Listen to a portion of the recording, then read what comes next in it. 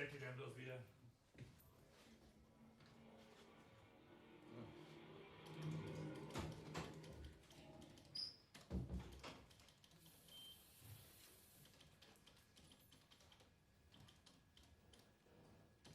Ist was? Moment.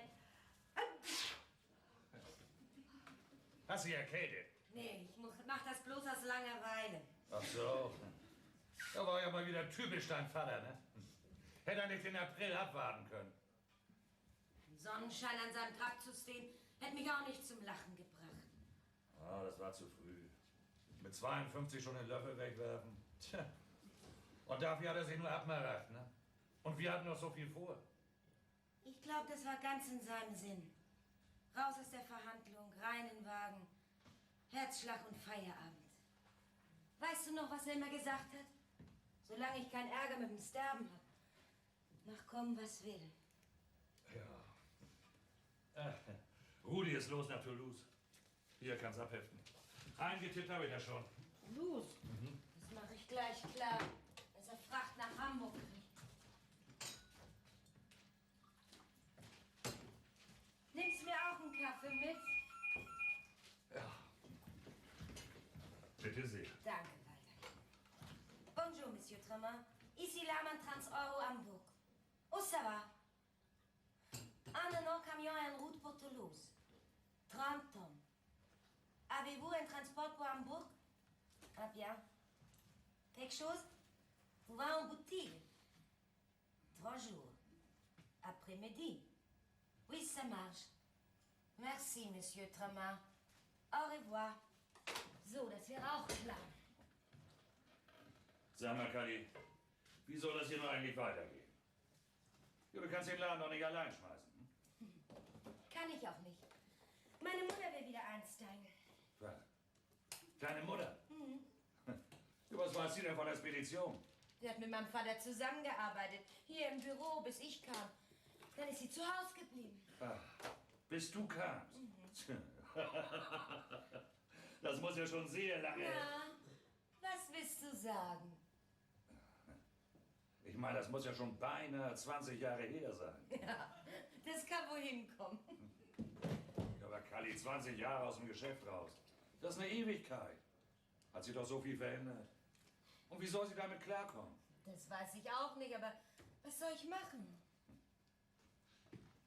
Du brauchst einen ordentlichen Geschäftsführer. Einer, der was von der Branche versteht. Ich habe gedacht, dass ich vielleicht... Das wirft der Laden nicht ab. Meine Mutter muss sich da reinfummeln. Hilft alles nix. Tja. Ah, der Mann tot. Oh, das ist Willi.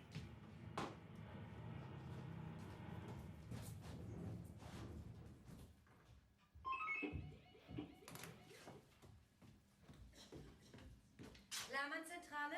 Hallo Kali, hier ist Jochen. Ich bin eben Stillhorn vorbei. Wo soll der Container hin? Moment mal, Jochen.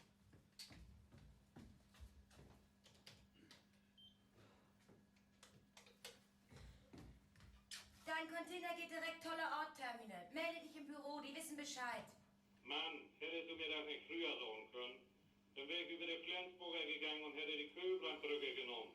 Wie hätte ich dich denn erreichen sollen, wenn du dich nicht meldest? Geh Vettel in Freihafen und dann komm her. Okay, Kali, halt mir den Kaffee warm. Mach ich. Ende. Laman Trans-Euro, hallo Regina. Der Container für Edinburgh kommt jetzt in einer halben Stunde bei euch rein. Ja, der Fahrer meldet sich bei dir.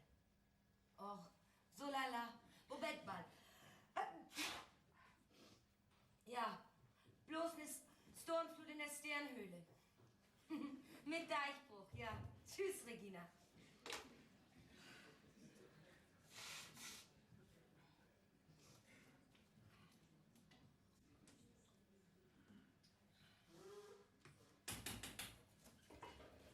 Morgen, Spatz.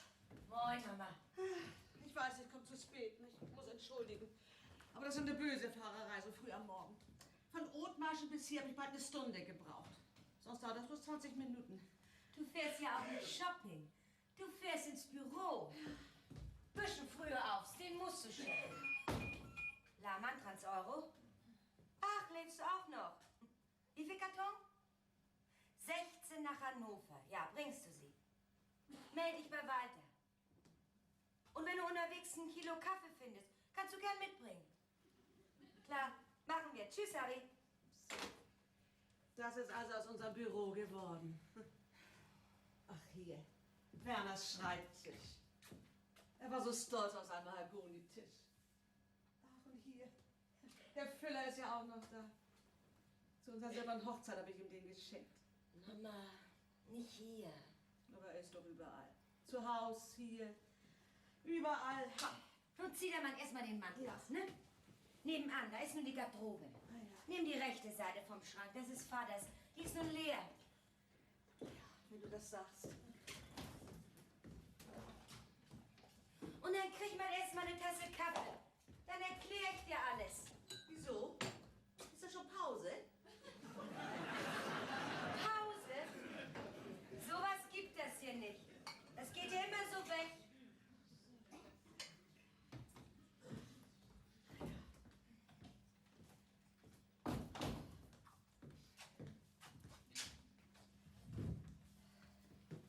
Ja, nun komm. Ja.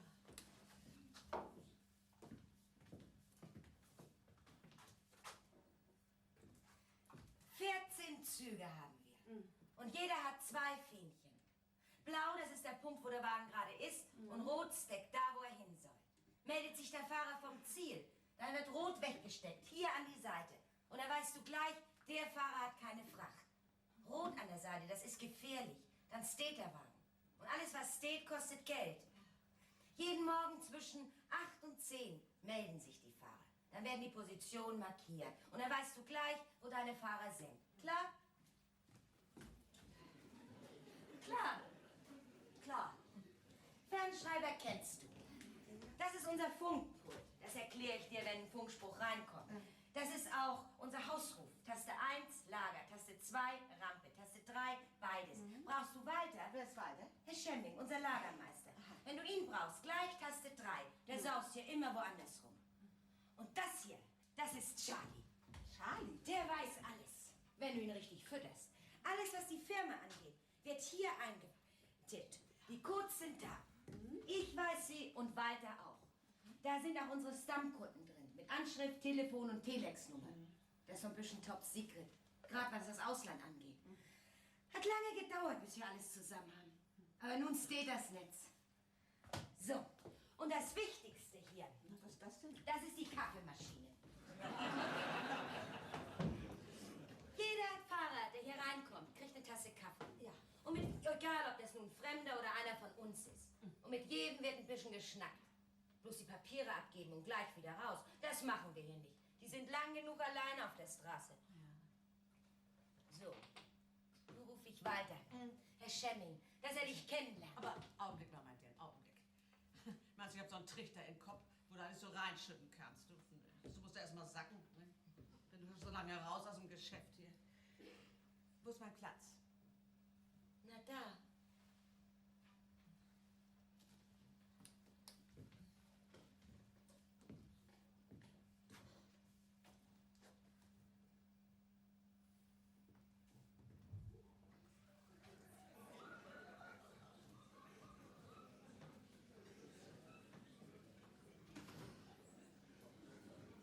Spatz, ich weiß nicht. Ich weiß wirklich nicht. Was weißt du nicht? Na, das hier alles. Das Moment. Lahmann Trans-Euro? Hello, Mr. Henderson. Fine. I've caught my April cold as every year. What can we do for you? Seebrücke. Yes, that's possible. Tomorrow, 2 o'clock in the afternoon. 2 20-feet containers for Bremen. Of course, we go as fast as we can. Who makes the customs? Fine. Oh, it's Hamburg in April. I've just got the break between 2 showers. Same to you, Mr. Henderson. Bye-bye. Na, was wolltest du sagen? Also, ich fühle mich hier nicht wohl in deinem Schreibtisch. Warum sitzt du hier nicht? Bist der Chef. Jetzt hast du Sekretärin. Du kannst doch alles. Mama, das kann ich nicht. So nicht. Du kennst alles aus dem FF. Aber ich bin kein Chef. Ich bin ein guter zweiter Mann. Gute zweite Frau. Aber ein Bossmann, nee, das kann ich nicht. Ich brauche jemanden, der da sitzt, wo du sitzt. Der die Verantwortung übernimmt. Der die Papiere unterschreibt, die ich ihm rüberschiebe. Ich unterschreibe dann bloß mit I.A. Kalilame. Und das heißt, ich tue das für einen anderen. Ich bin nun mal so. Tut mir leid. Du pass mal auf, mein Kind. Nein, Mama. Das ist nun mal so. Als Vater mal krank war, habe ich 14 Tage den Laden hier geschmissen. Ja. Ja, das ging auch. Aber frag mich nicht nach Sonnenschein. Setz du dich mal dahin und spiel die Olsch. Dann läuft hier alles. Die Olsch? Ja, komm. Du hab dich nicht so. Ist ein Mann der Boss, dann ist er der Alte. Und ist es eine Frau, dann ist sie der Olsch. Und wenn sie 25 ist. Ja, bin ich 25. Ja, sei froh. Dann hättest du das schwerer, die Olsch zu sein. Na froh, das klingt ja gerade, als wenn Olsch so eine Art Ehrendoktortitel ist, ne? Ist das auch? Was meinst du, was du für Titel kriegst, wenn du nicht die Olsch bist? Frag mich lieber nicht, du. Na, das sind die Utsichten. Herein. Guten Tag. Guten Tag. Tag. Ich komme hier auf Ihre Annonce. Sie suchen noch einen Lagerarbeiter. Ja. Ist der Job noch frei? Normalerweise sind wir gewohnt, dass man uns anruft, bevor man sich vorstellen kommt. So? Na, ich habe mir gedacht, wenn einer einen Arbeiter sucht, der ordentlich zupacken kann, dann ist er froh, wenn einer kommt. Wozu soll ich dann neues Geld fürs Telefon ausgeben? Klingt vernünftig. Ja, wir suchen einen Lagerarbeiter. Haben Sie schon mal auf dem Lager gearbeitet? Ja. Können Sie Gabelstapler fahren? Ja. Können Sie mit Container und Paletten umgehen? Ja. Gut. Dann langen Sie mir mal Ihren Nee. Sind Sie ungelernte Arbeiter? Ja. Dann langen Sie mir mal Ihre Papiere her. Hier. Eine Steuerkarte. Jens Uttermühlen. Nanu? Sie haben ja dies Jahr noch gar nicht gearbeitet. Nö, war noch keine gute Chance. Und was haben Sie gemacht? Och, mal dies, mal das. Was gerade so anlag. Schwarz. Naja, es gibt so eine Chefs, die haben das nicht gerne mit Steuer, Rentenversicherung und so. Solche Banditen gehören in den Knast, so lange, bis sie das Geld für ihre Leute abgearbeitet haben. Ist auch egal, sowas gibt's bei uns nicht. Wann können Sie anfangen? Und nu? Arbeitszeit ist von 8 bis halb 5. Und was bezahlen Sie so? Nach Tarif. Urlaub? Auch nach Tarif. Was ist mit Überstunden? Kommt drauf an, was zu tun ist. Bezahlt auch nach Tarif. Ja.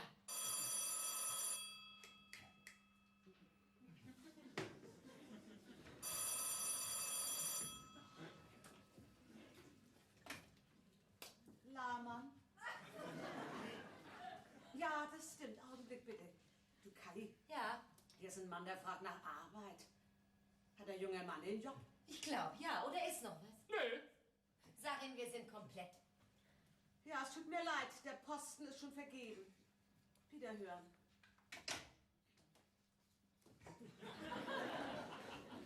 Moment mal, warum ruft er denn nun schon an? Können Sie hell sehen? Ich? Ne, wieso? Wieso? Sie sagen, Sie kommen auf unsere Annonce, aber die ist erst morgen in der Zeitung. Zeig mir doch mal den Zettel. Ach, das ist bloß ein Stück aus der Zeitung.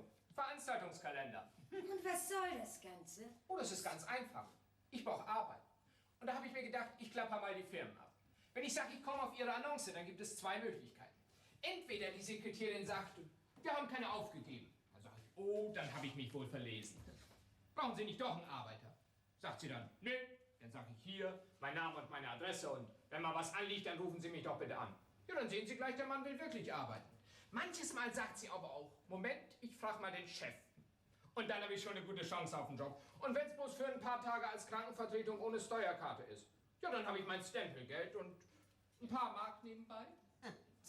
Gar nicht so dumm. Und die Leute denken sich, guck, der Mann ist richtig. Der sortiert schon früh morgens die Zeitung nach Arbeit und macht sich auf den Weg, dass er gleich der Erste ist. Das muss ein guter Mann sein. Wirklich, nicht dumm. Augenblick mal. Sagen Sie mal, junger Mann, finden Sie es richtig, eine Arbeitsstelle gleich mit der Schwindelei anzufangen? Frau Lahmann, unsere Chefin. Angenehm. Jens Uttermühlen. Ich habe Sie was gefragt. Schwindelei. Diplomatie. Na, das ist aber noch ein Unterschied, ne? Nö. Diplomatie heißt die Schwindelei, wenn man hinterher einen Orden dafür kriegt. So einen wie dich können wir brauchen, aber lass immer die Politik aus dem Spiel. Politik verdirbt den Charakter. So? Ich habe immer gedacht, der Charakter von den Politikern verdirbt die Politik. Sagen Sie mal, sind Sie Kommunist? Nee. Egoist. Aber das ist kein großer Unterschied.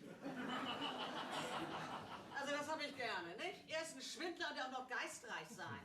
Wär's Ihnen andersrum lieber? Ich geb's auf.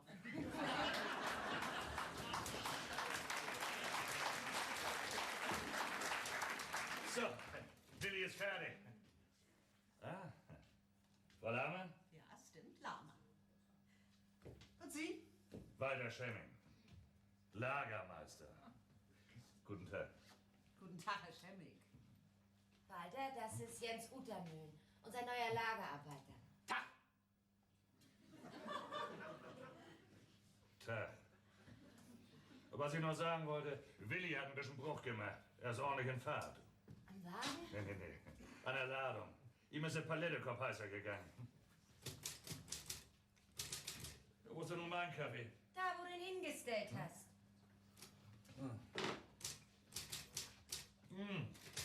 Der ist ja kalt.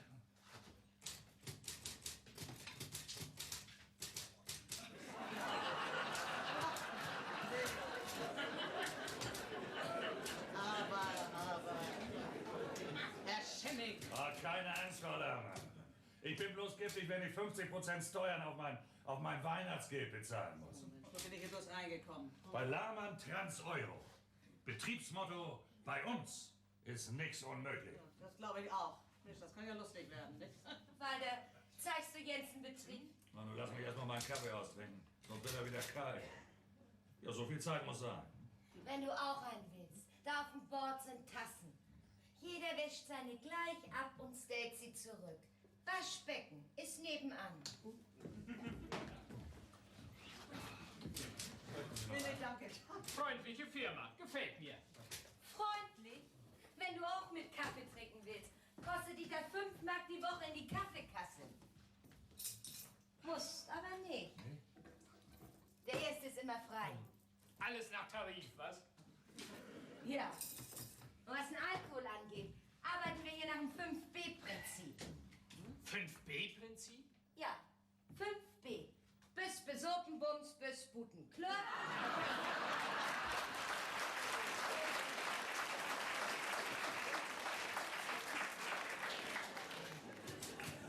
Und zu spät kommen oder mal blau machen, das gibt's hier auch nicht bei uns. Jeder kann mal verschlafen, aber dann soll er vorher anrufen.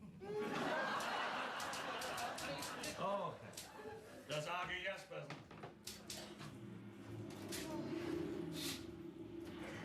Er kriegt die Paletten für Würzburg auf.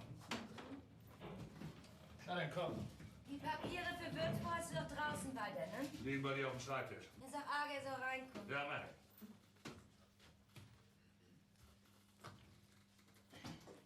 Nun komm.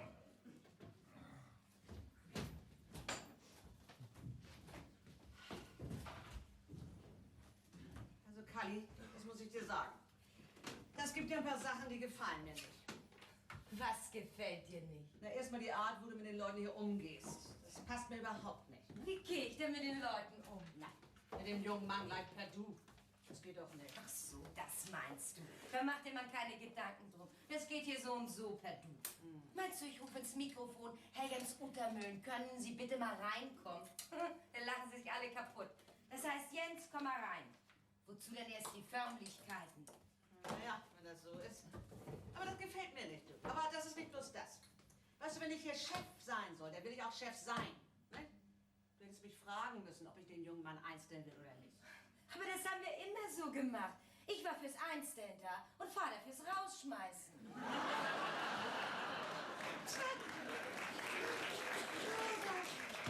Und das soll immer so weitergehen, ne?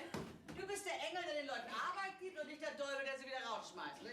Das passt überhaupt nicht. Ja, hättest du denn was anderes gemacht? Ja. Ich hätte ihn nicht eingestellt. Oh, warum nicht? Na, wenn ein Mensch gleich mit Schwindelei anfängt, hör mal. Das zeigt mir bloß, dass er weiß, was er will und wo es lang will. Der Kerl will arbeiten, bloß das zählen. Formulanten haben wir lange genug gehabt. 3 Tage arbeiten, 5 Wochen krank spielen. Hör mir auf. Der Mann ist in Ordnung. Ja. Dadurch aber keine Menschenkenntnis mehr, ne? Moin! Moin, Arge. Na, wie geht's? Zu Hause alles klar? Ja, Ist deine Frau wieder auf dem Damm? ja. Fein. Du hast gehört, dass mein Vater gestorben ist. Ja. Das heißt aber nicht, dass sich was ändert. Wenn du in Hamburg vorbeikommst, klingelst du an und fragst nach, ja? Ja. Und das bleibt bei den gleichen Konditionen. Ja. Für die Rücktour habe ich ein paar Kartons für Kolding für dich. Nimmst du die mit? Ja. Bloß wenn du länger als eine Woche im Süden bleibst, dann sagst du Bescheid, ne? Ja. Du sag mal, hast du eigentlich mal Nils Oggersen gesehen? Ja. Fährt er immer noch Fisch? Ja. Wenn du ihn mal wieder siehst, sag ihm, er soll sich bei mir melden, ne? Ja. So, hier, Arge, hier hast du die Papiere. Fahr weg, Ali. Fahr weg, Arge. Arge. Ja. Oh. Sag mal, was war das denn für einer? Arge Jaspersen und Apparat. Ein Mannbetrieb. Er nimmt alles, was er kriegen kann. Schnackt er immer so viel? Heute war direkt ein bisschen sappelig. Laman, 20 Euro. Augenblick bitte. Eine Frau Lüders für dich. Oh, danke, danke. Hallo, Hanni? Na, du alte Rübe. Ach, ich weiß nicht, du, das ist ja alles ganz anders als früher. Da muss ich mich jetzt mal reinfummeln. Ja, ja, so ein Plastikkopf, den haben wir ja auch, du. Ja, da weiß ich noch nichts mit anzufangen. Sieht alles ganz anders aus als früher. Ich hätte nicht geglaubt, dass ich da so rauswachsen kann. Laman, Zentrale. Was hast du denn heute so vor? Sally, hier ist Jochen. Ich bin jetzt am Zoll am Viertel. Die erzählen mir gerade, die dämliche Brücke ist dicht. Ach, das ist ja schön, du. Das freut mich. Ja. Das hätte ich auch lieber, als hier im Büro rumsitzen. Ja, ja, ja. Du, letztes Mal gab es Cremetorte mit frischen Erdbeeren. Ja, ich weiß nicht, wo sie die her hatte. Du. Sag mal, hast du denn keinen Verkehrsfunk an, Mensch? Da muss ich mal da fragen, ne? Im Verkehrsfunk war nicht. Hat wohl eben erst geknallt da oben. Wie viel Zeit habe ich denn noch? Aber das könnte Schienklatt, was sie neulich anhatte, das war doch Konfektion. Kann sie doch erzählen, was sie will. Das wird mit Hintern so gekniffen, du. Ich hab dich schon angemeldet. Oh, nein, nein. Was hast du mit Trudis Party? Macht sie Freitag oder erst Donnerstag? Sag mal, du, ist das alles eine Scheiße. Endlich mal ein vernünftiges Wort. Moin, wie schnell kommst du durch die Stadt zum Elbtunnel? Dreiviertelstunde. Was? Willst du zu Fuß laufen? Was hast du gesagt? Hallo? Rita!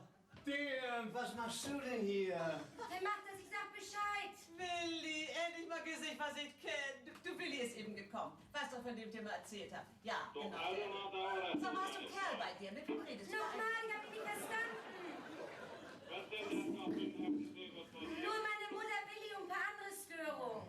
Du fang du auch noch an. Heute Morgen habe ich die Nase halt wieder voll von die Weiber. Ach so, Martin ist bei dir. Oh, hast du den mal wieder aus der Versenkung geholt? Himmel, nochmal Ruhe! Wissen Sie? Sieh zu, dass du zum Elbtunnel kommst, Ende! Also, Ende. Blöde Bande. Blöde Bande! Sag mal, wie redest du denn mit mir? Hm? Das hier ist eine Spedition und kein Kaffeekränzchen. Kaffee, das ist das Stichwort. Hallo? Sag mal, was fällt dir ein, mein Gespräch abzuschneiden? Ja, ja, darüber sprechen wir später Also, noch. das ist... Na, Willi, alles klar? Ja, mir ist ein Palette Kopfheißer gegangen. Was? Champagner.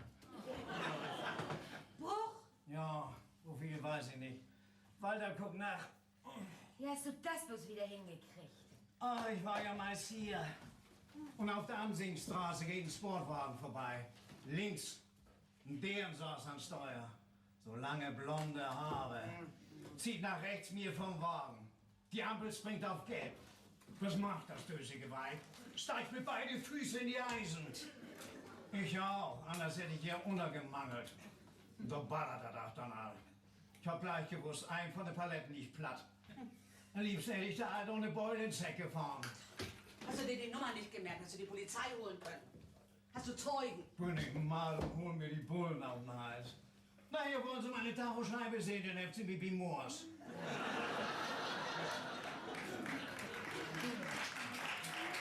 Du hast wohl wieder zu lange in einem Steuer gesessen, Willi, wa? Klar, wollt ihr nach Haus. Willi, das darfst du nicht. Das kann gefährlich werden. Gefährlich auf was? Wirklich gefährlich sind bloß zwei Sachen. Kernkraftwerk und Weiber am Steuer.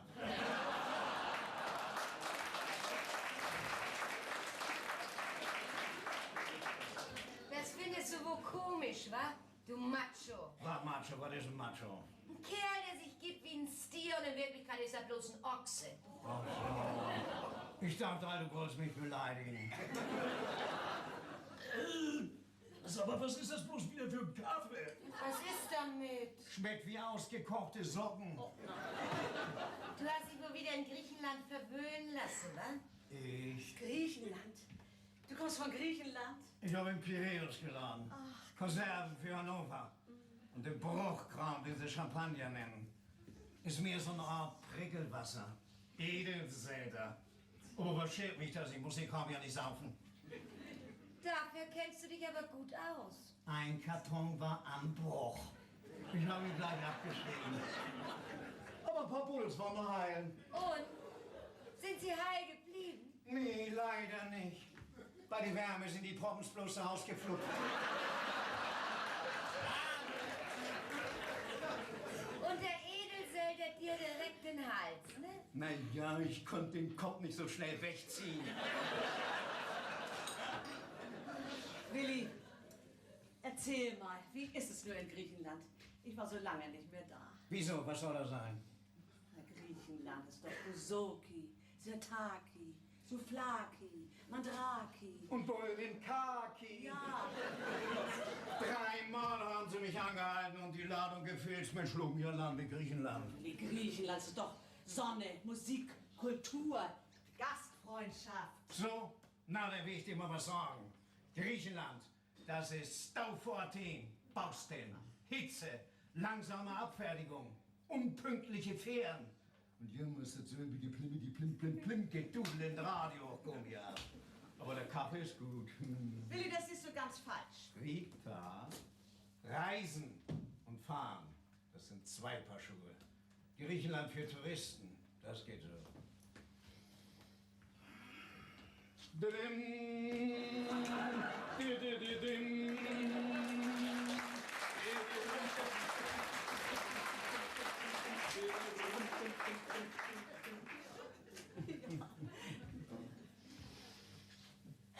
Aber für einen Trager, da sieht das ein bisschen anders aus. Oh, Willi, aber das Leben ist doch ganz anders. Ach, die Sonne. Die Sonne? Was meinst du, gern du die Sonne hast, wenn die bei 35 Grad in der Kabine die Büchse backt? Von Kultur hältst du wohl nichts, was? Kultur? Kümmere dich mal um Kultur, wenn du Terminfahrt hast. Für mich heißt Kultur freie Fahrt und gute Straßen. Wenn ich einen Tag später hier ankomme und sage, tut mir leid, ich habe mir die Akropolis angeguckt. Was meinst du, was mir Kali am Kopf schmeißen würde? An Kopf? Willi, du hast keine Fantasie. Siehst du, Rita, dein Griechenland, mein Griechenland. Die beiden haben nicht viel miteinander zu tun. Das sind 2 Sorten Leben. Wie lange bist du hier raus? Meist 30 Jahre, ne? 28. 28 Jahre, siehst du. Nun freue ich mich auf die Rente. Du musst noch mal anfangen. Ja. Ich wünsche dir Glück, Rita. Danke, Willi. Danke. Ach, ich weiß noch gar nicht. Wieso, was ist? Ach, ist alles so fremd hier. Nun kann ich mir vorstellen. Das hier ist ein anderen Schnackers, ein bisschen die Haushälterin kommandieren und auf den Zwutsch gehen. Mensch, der Laden ist groß geworden in 28 Jahren. Und wenn du das halten willst, musst du dich ballig drehen. Aber du hast ja Kali. Guten Morgen zusammen. Der Schinder Hannes. Moin, Hannes.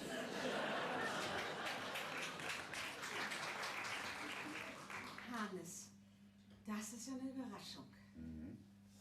Naja, das sieht gut aus hier. Bin lange nicht hier gewesen. Guten Morgen, Rita. Morgen. Ich habe mir gedacht, am ersten Tag sieht immer alles so traurig aus. Da sind ein paar Blumen für den Schreibtisch gerade richtig. Oh, danke. Na, Willi, du lebst ja auch noch. Klar, ich fahre ja auch nicht bei dir. Typisch, Willi. Immer lustig und fidel. Ja, und du, Kai? Gesund und munter? Wie ein Fisch in der Elbe. Was? So gammelig? Oh, das tut mir aber leid, Dejan, du. Ist von allein gekommen, muss er von allein wieder weggehen. Hammer an eine Zigarette da. Meine liegen und waren. Ja, ich rauche nicht mehr. Ich auch nicht. Hier, Willi. Nimm dir eine Zigarre. Was? Du gibst was ab Ohne dass einer die das mit der Gewerkschaft rausziehen muss. Naja, zu was schenken haben wir da alle nichts mehr, ne? So, na dann behalt man deine Zigarre auch. Kalle, kommst mal eben mit. 4 von meinen Reifen sind runter. Kannst du gleich angucken und Holthusen anrufen. Und oben am Dach habe ich eine blöde Beule. Am Dach? Wie hast du das denn hingekriegt? Ich heftig Jus einen Knüppel abwächst. Kam gerade runter, als ich anfahren sah. Was hast du gemacht? An der Grenze nach Österreich einen Knüppel mitgenommen. Die haben mir schon freie Fahrt gegeben, du Kind, das schied für der Duhe. Willi will damit sagen, dass er einen jugoslawischen Grenzfall umgefahren hat. Ein Grenzfall? Nee, die Schranke. Sie haben sie all hoch gehabt, aber sie kam wieder runter. Und dann habe ich sie so gerade eben mit der Ecke von der Kabine mitgenommen. Ich glaube, sie war ab. Aber ich habe nicht mehr angehalten, bin weitergefahren. Kommst du? Ja. Ob ich mich da angewöhnen kann, du, das weiß ich nicht. Sachbeschädigung, Fahrerflucht, zu lange hinterm Steuer. Das glaubst du doch früher alles nicht. Rita, das Geschäft ist sehr hart geworden. Mit Eier, Popeye läuft nichts mehr. Heute musst du fix auf dem Gebiet sein, sonst kannst du den Laden zumachen. Alles muss laufen und was steht, kostet Geld. Aber du, das sieht alles gut aus. Ein paar von meinen Zügen sind auch da unten. Was da unten? Hast du dich immer Nord- und Osteuropa gemacht? Ja, meistens ja, aber ab und zu mal geht auch Fracht nach Bordeaux oder Clermont-Ferrand. Du, das...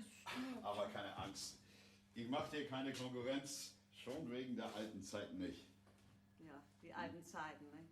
Werner und du auf Tour, ich hier im Büro und die alte Baracke war unser Lagerhaus, ne? Ja, habt ihr oft an gedacht. Und alles war so knapp, ne? Aber klar gekommen sind wir immer. Manches Mal sind wir 4 Tage unterwegs gewesen, dann haben wir die halbe Nacht am Wagen gearbeitet und sind am anderen Morgen wieder los. Und ich hab nass für euch noch Kaffee gekocht und Butterbröte geschmiert, nicht? Margarinebrot. Ja, Margarinebrot, ja, ja. Und weißt du noch die Nacht, als die Glühbirne von der Kabellampe kaputt ging und wir keinen Ersatz mehr hatten? Weißt du noch, was du da gemacht hast? Ach, du weißt, wie ich nachts zur Polizeiwache rüberlaufen bin, nicht? Und gefragt habe, ob sie nicht eine Glühbirne für uns hätten. Und als sie keine hatten, habe ich ihnen einfach die Birne auf den Flur rausgedreht, nicht? Als du damit ankamst und das erzählt hast, du. Und das Ding, das war so heiß, Anna, da hatte ich Blasen an den Fingern und musste Abrechnung tippen. Lob mir an Land, du. Ja, ja. Das waren noch Zeiten. Ja, das machst du sagen.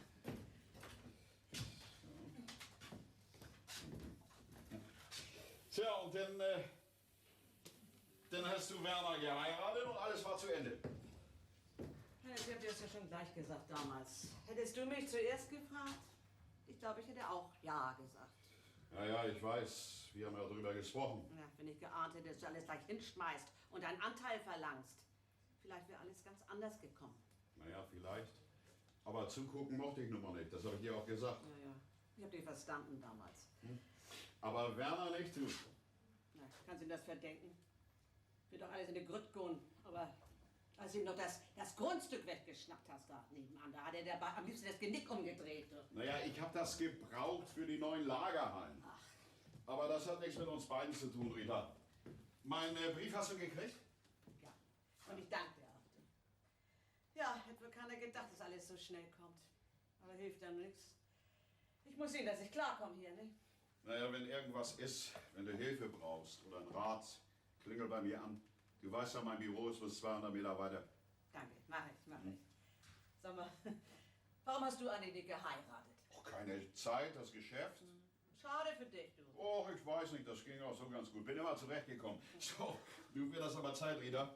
Tschüss, du, wir hören voneinander. Ja. Tschüss, Hannes, und vielen, vielen Dank auch. Ach, da nicht für, du. Tschüss. Tschüss, Hannes.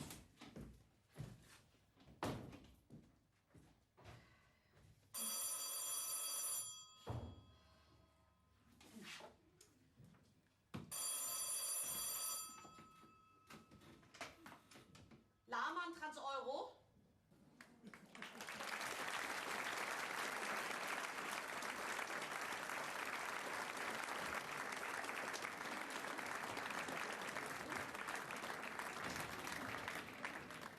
Nee, noch mal so. Wieder nix. Das Ding bringt mich noch ins Grab. Oh, Charlie.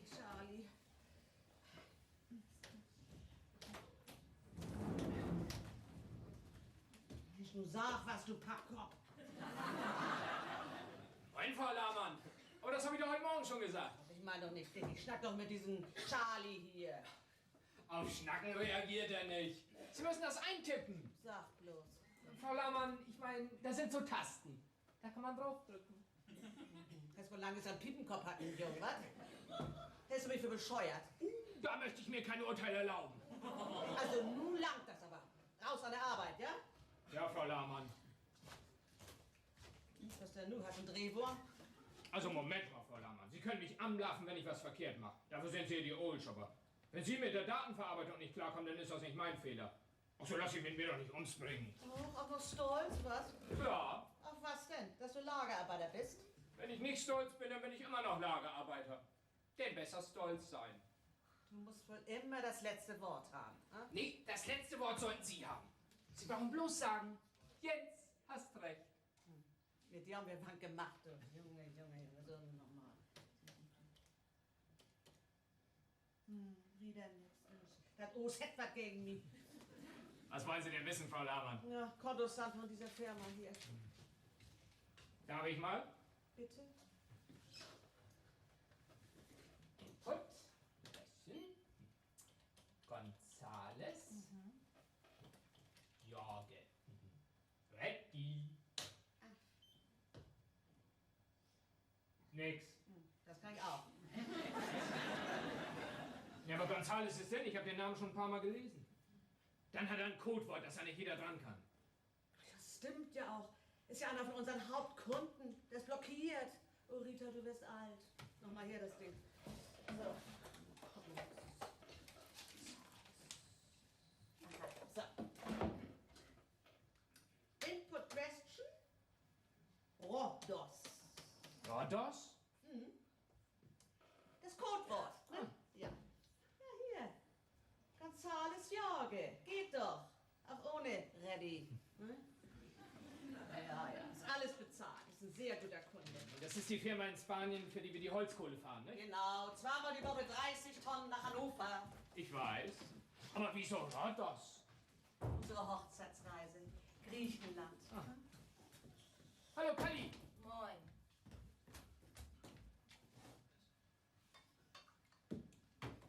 Was war denn, Spatz? Holthusen ist zäh wie Leder.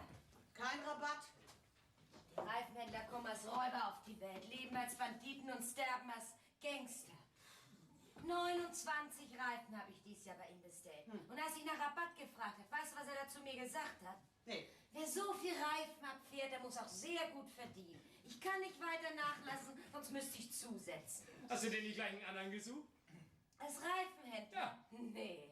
Holthusen ist billig, pünktlich und macht gute Arbeit. Und dann willst du Rabatt von ihm? Na klar. Soll er denken, er kann alles mit uns machen? Es gibt Tage, da bin ich froh, dass ich bloß Lagerarbeiter bin. Na nu, warum das denn? Da muss ich so eine Logik nicht verstehen. Ja, aber von so einer Logik haben wir gute Finanzen. Ach, wo wir gerade davon sprechen. Kann ich 100 Mark Vorschuss haben? Vorschuss. Ja, wieso nicht? Ich arbeite doch auch auf Vorschuss. Was? Klar. Ich arbeite von Montag bis Freitag. Und Freitag kriege ich meinen Lohn. Ja, dann arbeite ich doch von Montag bis Donnerstag auf Vorschuss für die Firma. Habe ich mich schon einmal darüber beklagt? Ich habe es gewusst, du bist Kommunist. Nee, diesmal Realist. Aber da ist auch kein großer Unterschied. Der Kerl bringt mich noch unter die Erde. Junge. Zu was brauchst du 100 Mark Vorschuss? Ich will eine Idee verwirklichen. Was für eine Idee? Eine wunderbare Idee. Stell dir mal vor, so ein schöner, warmer Abend, so wie heute. Kannst du dir das vorstellen? Klar. Die Luft im Zimmer ist stickig, die Bettdecke ist zu viel und einschlafen kannst du auch nicht. Und dann Strand, Wasser, Sterne, Vollmond. Das Wasser leuchtet wie Silber. Musik, Tanzen im Sand, barfuß, Wein aus großen Korbflaschen. Du sag bloß, du willst schon Urlaub haben. Ne? Das wird nichts, mein Junge. 4 Monate musst du noch warten. Ne? Alles nach Tarif. Urlaub? Nee, warum? Ich meine was anderes. Ein paar Freunde von mir und ich, wir wollen heute Abend bei Wittenbergen am Elbstrand so eine kleine Party feiern. Bloß so aus Spaß. Und nun habe ich die Idee, die wunderbare Idee, dass du mitkommst, Kalli. Na, was ist? Du bist wohl nicht ganz klar im Kopf, wa? Hat jemand schon sowas gehört? Die Tochter von der Chefin zur Party einladen. Mama, er hat mich gefragt, nicht dich. Das Spatz. Du willst dich doch nicht mit Lagerarbeiter abgeben. Das hast du doch nicht nötig. Ne? Nötig? Nein. Wozu brauchst du 100 Mark Vorschuss? Brauche ich gar nicht. Hab noch einen Aufhänger gesucht, die zu fragen. Also was ist? Soll ich die abholen? Aus dir soll ein Mensch klug werden. Wann geht's los? Um 9. Dann ist es fast dunkel. Wir machen ein ordentliches Feuer, einer bringt einen Rekorder mit und dann grillen wir ein paar Steaks, trinken Wein dazu, tanzen. Riechen alle nach Knoblauch und spielen ein bisschen verrückt. Aber weißt du, nach so einer Vollmondnacht bei Wittenbergen, da ist Hamburg die schönste Stadt auf der Welt. Ich bin dabei, Jens. Holst mich ab? Sagen wir um 8 bei dir? Dann fahren wir mit der S-Bahn bis Blankenese und laufen den Rest zu Fuß. Ich fass den einen Henkel von der Korbflasche an. Und du den anderen. Also Spatz, das kannst du nur nicht machen. Guck mal, du als meine Tochter. Ich als deine Tochter hab genauso einen Dickkopf wie du. Heute Abend wird getanzt, barfuß im Sand. Lahmann, Trans Euro? Hallo Klaus. Was stimmt wo nicht? Wo stehst du? Und was sagt Gonzales? Gib mir mal deine Nummer. Naja, die Nummer hab ich. Bleib am Telefon, ich ruf zurück. Was ist denn los? Klaus hat keine Fracht. Gestern ist alles abgeholt worden. Ich verstehe das nicht. Gonzales hat die Holzkohle immer von uns fahren lassen. Und er hat mir diesen Auftrag auch zugesagt. Es sind nun schon 3. Aber Gonzales habe ich doch schon ausgeschrieben. Hier, es liegt hier ja gerade. Stimmt da was nicht? Doch, aber Gonzales Lager ist leer. Aber er hat uns noch nie versetzt. Was mache ich denn nur mit Klaus? Er kann doch nicht warten, bis neue Holzkohle gemacht ist. Ist das nun klar mit heute Abend?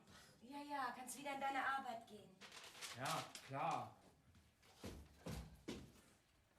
So, erzähl mal, was da los ist. Na, guck hier.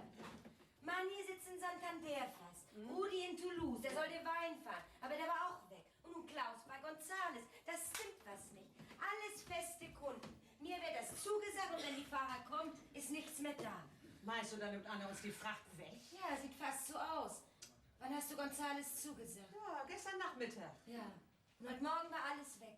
Und Klaus steht da mitten in der Wildnis und hat nichts zu fahren. Und wir brauchen das Geld.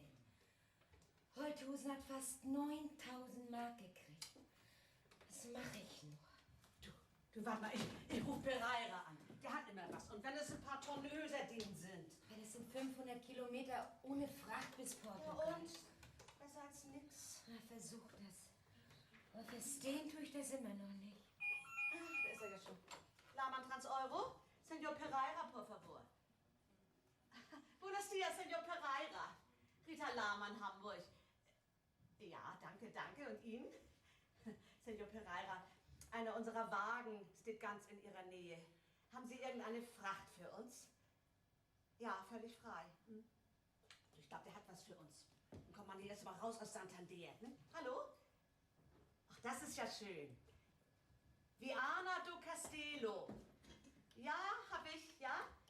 Nach Frankfurt, ja. Oh, muchas gracias, Senor Pereira.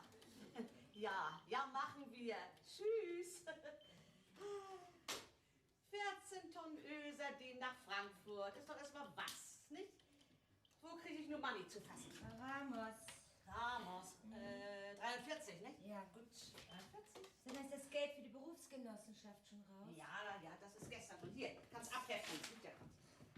Danke. Nee, er ist besetzt. Da warten wir noch ein bisschen. So. Geht es nun los mit den Elektromotoren für Catania.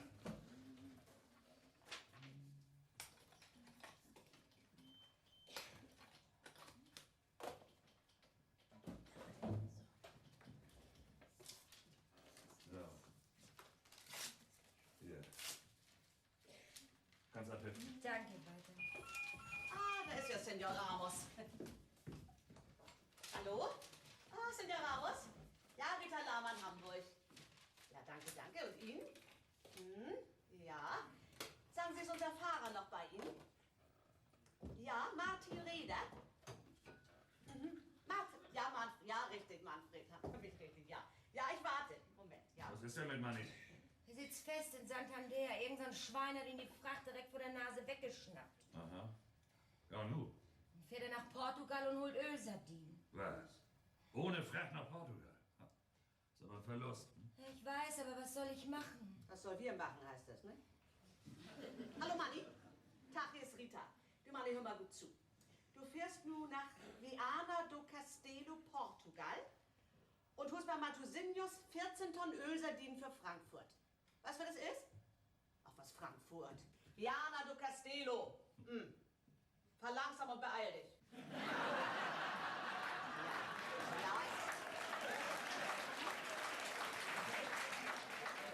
Ja, tschüss. So, das wäre das. Und du Klaus. Was? Steht Klaus auch? Ja, Gonzales hat die Holzkohle an einen anderen Spediteur gegeben, heute Morgen. Ja, aber mit Gonzales hatten wir doch noch nie Trouble. Nee. Das ist aber so, das ist kein Zufall. Was? Ja, Rudi steht auch in Toulouse. Und was steht, kostet Geld. Ja, viel Geld. 1000 Mark müssen die Wagen jeden Tag einfahren, sonst können wir sie nicht halten. Und das Leasinggeld für die 3 neuen Züge ist auch fällig. Was machen wir nun mit Klaus? Oder Rudi zuerst? Lama Trans Euro? Ach, Hanni, ja, Hanni. Du, Hanni, ich sitz böse im Druck hier, du. Ich ruf zurück, ja? Ja, mach's gut inzwischen, ne? Ja. Oh Gott, hat auch nichts anderes im Kopf, als rumzutelefonieren. Ne? Menschenskind, das sind so die richtigen Luxusweiber, ne?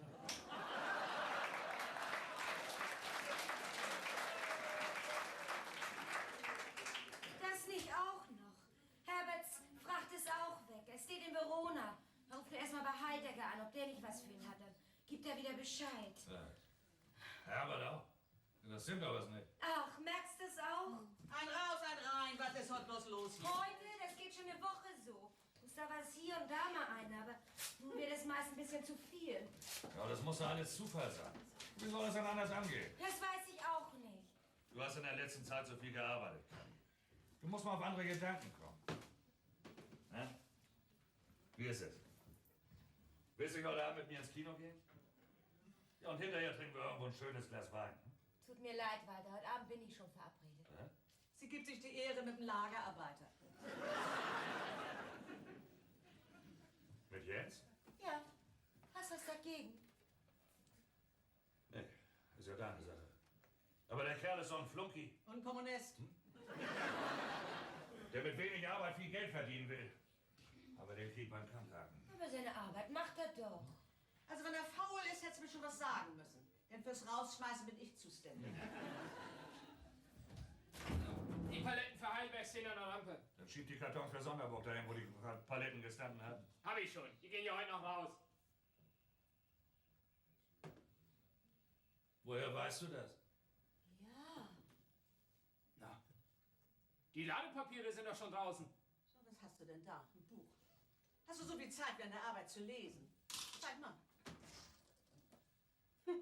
Sozialistische Planwirtschaft. Guckt euch das an hier. Das ist mein Buch. Das lag auf den Paletten. Ich gewusst, dass deins ist, hätte ich es draußen gelassen. Sag mal, sowas liest du? Schäm dich mal. Das ist ja schlimmer als Pornografie. Oh, das ist so. Ich bin in der Abendhochschule Mathe und Kursus. Und da gehört das dazu. Was denn für ein Kursus? Betriebswirtschaftslehre. Ich will ja nicht immer Lagermeister bleiben. Sehr richtig, Walter. Sollen sich andere Leute mal Beispiele nehmen. So, nun komm. Wir haben zu tun.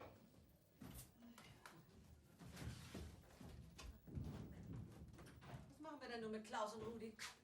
Lass uns mal nachdenken. Was meinst du, was ich die ganze Zeit tue? Guten Morgen, die Damen. Moin, Hannes. Ach, Hannes, morgen. Gut, dass du kommst, du. Ja? Wir sind ja so in Druck. Nicht in Druck. Wir haben ein kleines Problem, so wie wir immer mal. Problem? Was für eins? Guck dir das an. 3 Züge. Naja, ich sehe schon. 3-mal rot an der Seite. Wie lange schon? Seit heute Morgen erst. Wir hatten die Fracht zugesagt gekriegt und als die Fahrer ankamen, war alles weg. Sowas. Ich habe das auch schon ein paar Tage. Ist das bei euch jetzt heute so? Was? Bei dir auch? Ich habe bald schon eine Woche. Ich habe Verlust gemacht. Interessant. Meist 10.000 Mark. Ach du, darf ich mir einen Kaffee nehmen? Nee, komm, setz dich hin. Ja, Mann. danke. Du, Hannes, Ja? das hatte ja mit dir nicht mehr viel im Sinn, ne? Ja, das kann ich fast verstehe nicht, mit mir auch nicht, du. Aber wenn dir es ebenso geht wie uns, dann steckt da was dahinter, was uns beide angeht. Hast du einen Verdacht? Ja, bis jetzt hatte ich keinen. Ich dachte, das ging bloß mir so, aber nun? Hannes, uns will einen an Wagen fahren und das ordentlich. Wer kann das sein? Hier in Hamburg weiß ich keinen. Na, lass uns logisch denken. Wo stehen deine Züge? Bukarest, Rijeka und Budapest. Ach so, im Ostblock, da kenne ich mich nicht aus. Ja, da kommt das schon mal vor, dass sie die Fracht auf den staatlichen Zug packen, auch wenn wir die Fracht haben sollen. Sozialistische Planwirtschaft, was? Junge. Die hat ihren Vorteil. Was? Jetzt.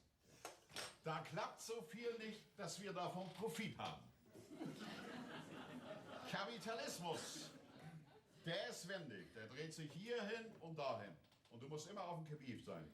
Aber Planwirtschaft, die läuft wie ein Panzer. Immer geradeaus. Ja, und was links und rechts liegen bleibt, davon lebe ich, ne? Also von der Seite hast du noch gar nicht gesehen. Ja, das ist Politik. Und das heißt nicht umsonst die Politik. Politik ist weiblich. Und wenn du wissen willst, wie sie wirklich aussieht, dann musst du sie von hinten begucken. Vorne wird so viel aufgemalt. Noch ein Macho. Lieber ein Macho, der weiß, was er will, als ein Softie, der bloß weiß, was seine Olsch will. Mach mal Schluss, ihr beiden. Ich will nur endlich wissen, was mit Klaus und Rudi werden soll. Naja, ich kenne mich da im Westen nicht so genau aus. Habt ihr nicht irgendwo ein Frachtbüro, womit ihr zusammenarbeitet? Doch, aber das ist weit weg und ein Zug muss rauf nach Hamburg. Der muss zum TÜV. Ja, dann weiß ich auch nichts. Und wenn er leer raufkommt? Ich brauch das Geld, wir wollen doch nicht auf Pump leben. Naja, das will keiner. Aber, Was mache ich bloß, Mensch? ja, du so aus der Lemming weiß ich auch nichts. Aber hättest du nicht Lust, mit mir heute Abend zu essen? Meinetwegen an der Elbchaussee, da soll mir nicht drauf ankommen. Und dann besprechen wir mal eins. Sagen wir um 7 ich hol dich ab. Weiß nicht, Hannes, was sollen die Leute denken? Ich bin doch seit 8 Wochen Witwe. Ach was, die Leute reden immer. Scher die um die Lüd und bummel die ob, sagte mein Vater immer. Na, was ist? Na ja, gut. Um 7 Ja. in großer Abendgala. Ne? Ach was, bleib wie du bist. Ja, dann bis heute Abend, nicht? Ja. Tschüss, Rita. Tschüss, Hannes. Tschüss. Tschüss, Kali.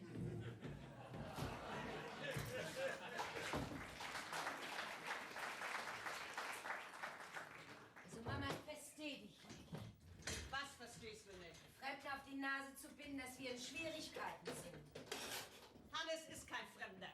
Wir noch mit ihm ausgehen. Tja, hab nur mal nicht deinen Geschmack, mein Dear, ne? Ich bin Lagerarbeiter, kann ich mich nicht so recht unterhalten. So meine ich das nicht, aber wie sieht das aus? Das sieht so aus, wie es aussieht. Hannes ist ein alter Freund von mir und ich gehe so heute Abend mit ihm essen. Basta. Ja, man muss ihn nicht unbedingt von der Haustür abholen. Ach, guck mal an. Auf einmal Etepetete, ne? Du machst alles nach deiner Nase, aber deiner Mutter willst du Vorschriften machen. So gefällt mir das. Du kannst doch auch mit deinen Freundinnen ausgehen. Weißt du, wie das abends bei mir aussieht? Nee, du warst ja vor 3 Wochen zuletzt bei mir. Ne? Ist jetzt so ein Glotzkasten oder beguckt Bücher. Für mich allein. Ganz asig allein. Du, ich nehme uns Vater nichts weg, wenn ich mal mit einem Mann ausgehe. Noch liege ich nicht in der Kiste. Entschuldige, Mama, tut mir leid. Ich hab's nicht so gemeint. Du denkst immer bloß an dich. Zuerst ans Geschäft. Oh, Geschäft, dass wenn das Geschäft alles im Leben ist. Vater hat so gedacht. Ja, hätte man lieber an mich denken sollen, nicht? 6 Jahre waren wir nicht verreist, du. Du weißt, wie gern ich unterwegs bin. Aber das Geschäft und immer das Geschäft. Aber das ist nun mal so, das geht nicht anders. So, geht nicht anders.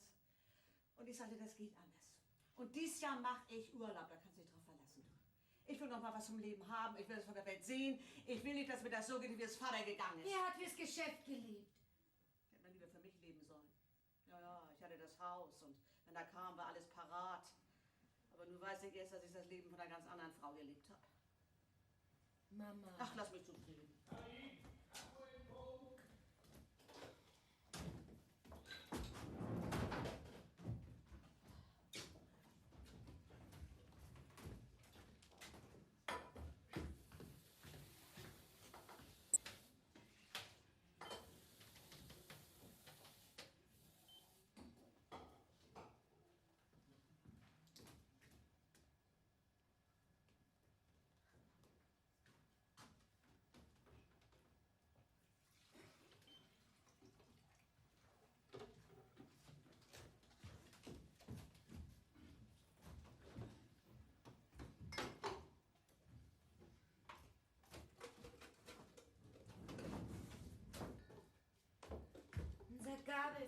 ist mal wieder kaputt. Ach du Lied.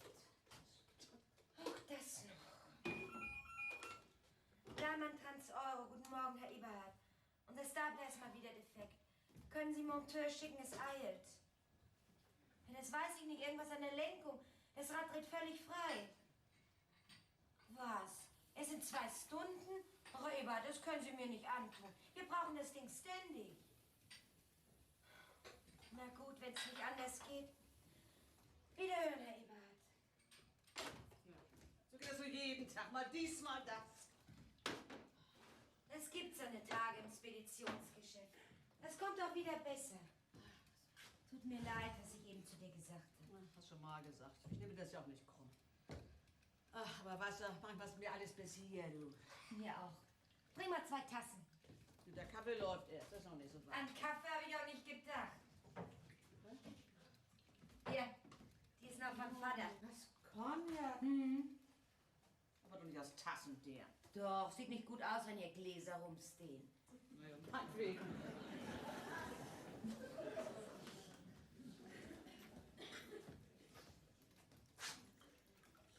Na, haben wir schon mehr als gar einschenken können. Nee, wir wollen nicht tun werden. Wir brauchen das für den Kreislauf. Na denn. So. Prost, Mama. Prost, Batz. Wetten, Willi ist zurück. Was, heute schon? Ja, der ist wieder durchgebrettert wie verrückt. Eines Tages ist er seinen Lappen los. Ja. Aber gut, dass er wieder da ist. Dann kann er morgen gleich raus nach Piräus. Das morgen willst du schon wieder losjagen? Ja, Willi ist froh, wenn er fahren kann. Hier hat er doch nichts. Kein Kind und kein Kegel. Und was macht er, wenn er in Rente ist? Das weiß ich nicht. Frag ihn. Aber so wie ich Willi kenne, kauft er sich ein Wohnmobil und Kajol in der Weltgeschichte rum. Auch nicht schlecht. Moment. Ich muss Klaus anrufen. Der sitzt da am Telefon und wartet. Lahmann Trans Euro. Senior Klaus Reiter, por favor. Hallo Klaus. Tut mir leid, du, ich habe noch nichts für dich. Was sagst du? In unserem Auftrag? Das ist ja... Versuch was rauszukriegen und dann sag Bescheid. Ja, frag, welche Fahrer das sind. Die müssen doch die Papiere haben. Ja, ich warte. Tschüss, Klaus. Was ist denn schon wieder los? Die Holzkohle hat jemand in unserem Auftrag abgeholt. Was? Wer war das in unserem Auftrag? Ja, aber das weiß er auch nicht. Aber er kriegt es raus. Was meinst du, wie der in Rage ist? Moin, ihr beiden. Moin, Willi. Moin, Willi. Rita, Willi. Kali, Moin, Willi. na, lebt der Laden noch? So ein bisschen, ja. Und wie lief's bei dir? Ging so. Du bist einen Tag früher zurück, ne? Ja, gut gelaufen diesmal. Eines Tages kriegst du wieder Büchs, ne? Willst du deinen Lappen noch loswerden? Ach was, ein bisschen Glück gehört dazu. Ja. Ich mag nicht so nach Vorschrift fahren. Ich habe die Tachowelle abgenommen und bin ein Stück über die Landstraße gefahren. Denn zeigt die Scheibe nix. Willi, du änderst dich auch nicht mehr. Weißt du, zu was Vorschriften da sind? Klar, für die kleinen Leute. Wenn ein Minister zu seinem Fahrer sagt, er soll schneller fahren als die Vorschrift und sie werden zu fassen gekriegt. Wer kriegt denn was über den Tassel? Der Fahrer oder der Minister? Der Fahrer, der hat ja die Verantwortung. Siehst du, der Minister hat die Schuld, der Fahrer die Verantwortung, das ist Politik. Sag mal. Was hat nun das mit Politik zu tun? Na eins, die Großen haben die Schuld, die Kleinen tragen die Verantwortung und werden auch zur Verantwortung gezogen. So, bist du auch Kommunist? Nee, Philatelist. Soll ich dir mal meine Briefmarkensammlung zeigen? Du, heute Abend hätte ich gerade Zeit. Und ich habe einen guten Wein aus Ungarn mitgebracht. Hättest nicht Lust, Rita? Ja, es tut mir leid. Ich habe schon eine Einladung angenommen für heute Abend. Schade. Ich habe mir das gerade so schön gedacht. Es ist Stunde eher kommen müssen. Aber wir holen das mal nach, wir beiden, ne? Klar. Du, Willi, Heinz hat sich krank gemeldet. Kannst du morgen die Tour nach Piräus machen? Piräus? Ja. Klar.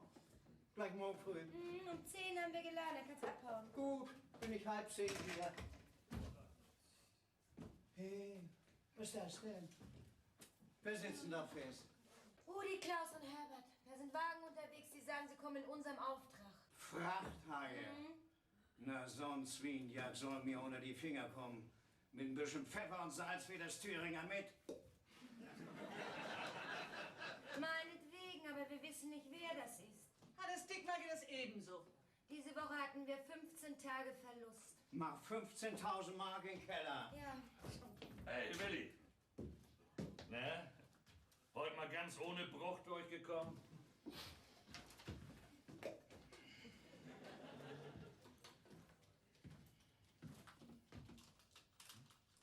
Kennst du das Buch Meine schönsten Jahre im Rollstuhl?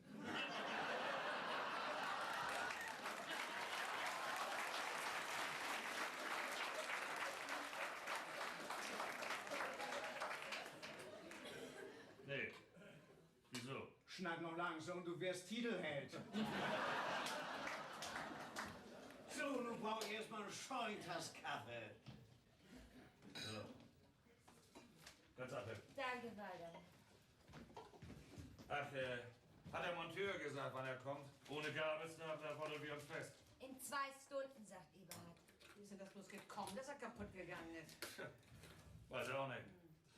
Jens hat hinten die Paletten zusammengestellt. Und auf einmal kam er an und erzählt mir, dass die Lenkung nicht mehr geht. Das ist doch gediegen. Alles auf dem Mal. Merkst das auch schon? Ich muss wohl mal ein Auge auf ihn haben. Und er wustet mir auch zu viel hier im Büro rum. Halt ihn ein bisschen ertrappt, dann lässt das nach. Willi! Sag mal, was ist denn das wieder für ein Asphaltwasser? Habt ihr Spanplatten ausgekocht? Langt das aber hier. Mal riechen. Ja, das ist ein Irrtum. Ich habe mich versehen. Das ist Tee. Tee? Damit kannst du Termiten tot machen.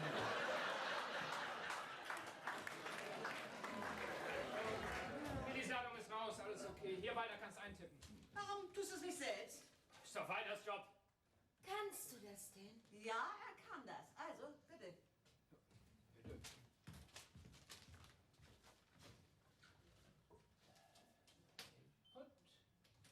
Rodos. Weierhofer, Wien.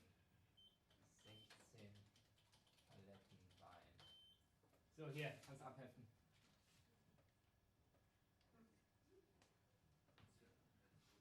Ja, was ist denn?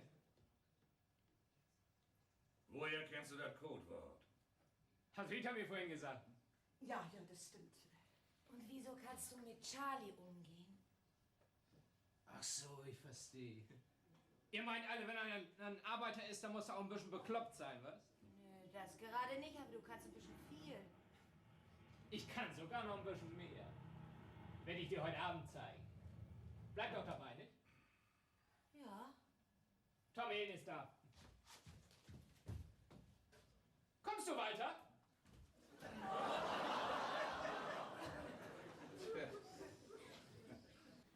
Nun will der mir schon Kommandos geben. Na, warte du. Irgendwas ist hier los. Ja, da kannst du dich drauf verlassen, aber der Kerl hat was zu verbergen, aber da komme ich dahinter. Bist du wirklich heute Abend mit ihm los? Ja, nun erst recht.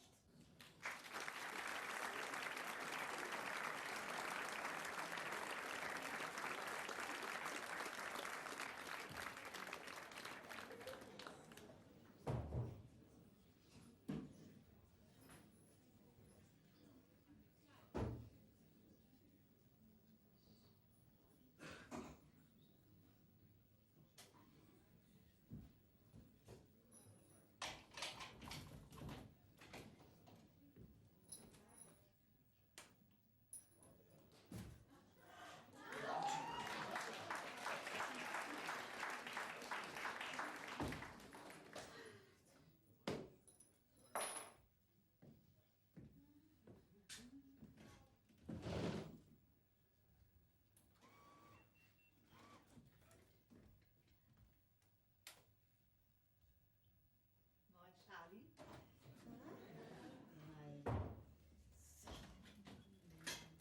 Moin, Mama. Moin, Spatz. Na, ausgeschlafen? Eine Stunde hätte ich noch brauchen können. Und du? Frag mich mal heute Nachmittag nochmal. Ich habe ein bisschen Watte im Kopf. Na, wie war denn nun deine Mondscheinparty? Gar nicht so schlecht. Ich hab Sand im Schuh. So. Was weißt du denn über Jens? Er ist ein Filou. Ja, das habe ich mir bald gedacht. Und wieso? Alle seine Freunde hatten zufällig abgesagt. Wir waren ganz allein. Dude, dann ist er kein Filou. Und warum nicht? Na, der Trick ist so alt wie die Bibel, du. Filou hat bessere Ideen.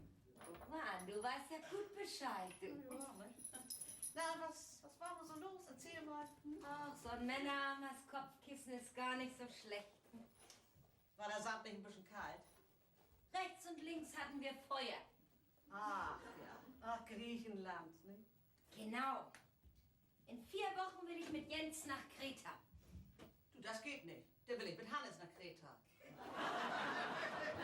In 4 Wochen? Ja, 20. Juli.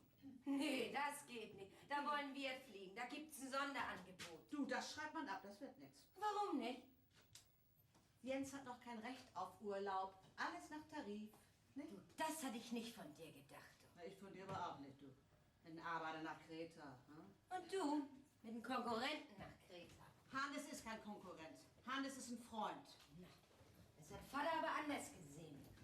Du, pass mal auf. Wenn Hannes mich damals gefragt hätte, hätte ich ihn geheiratet. Und dann wirst du seine Tochter. Deine Logik muss mal zum TÜV, die Knabe.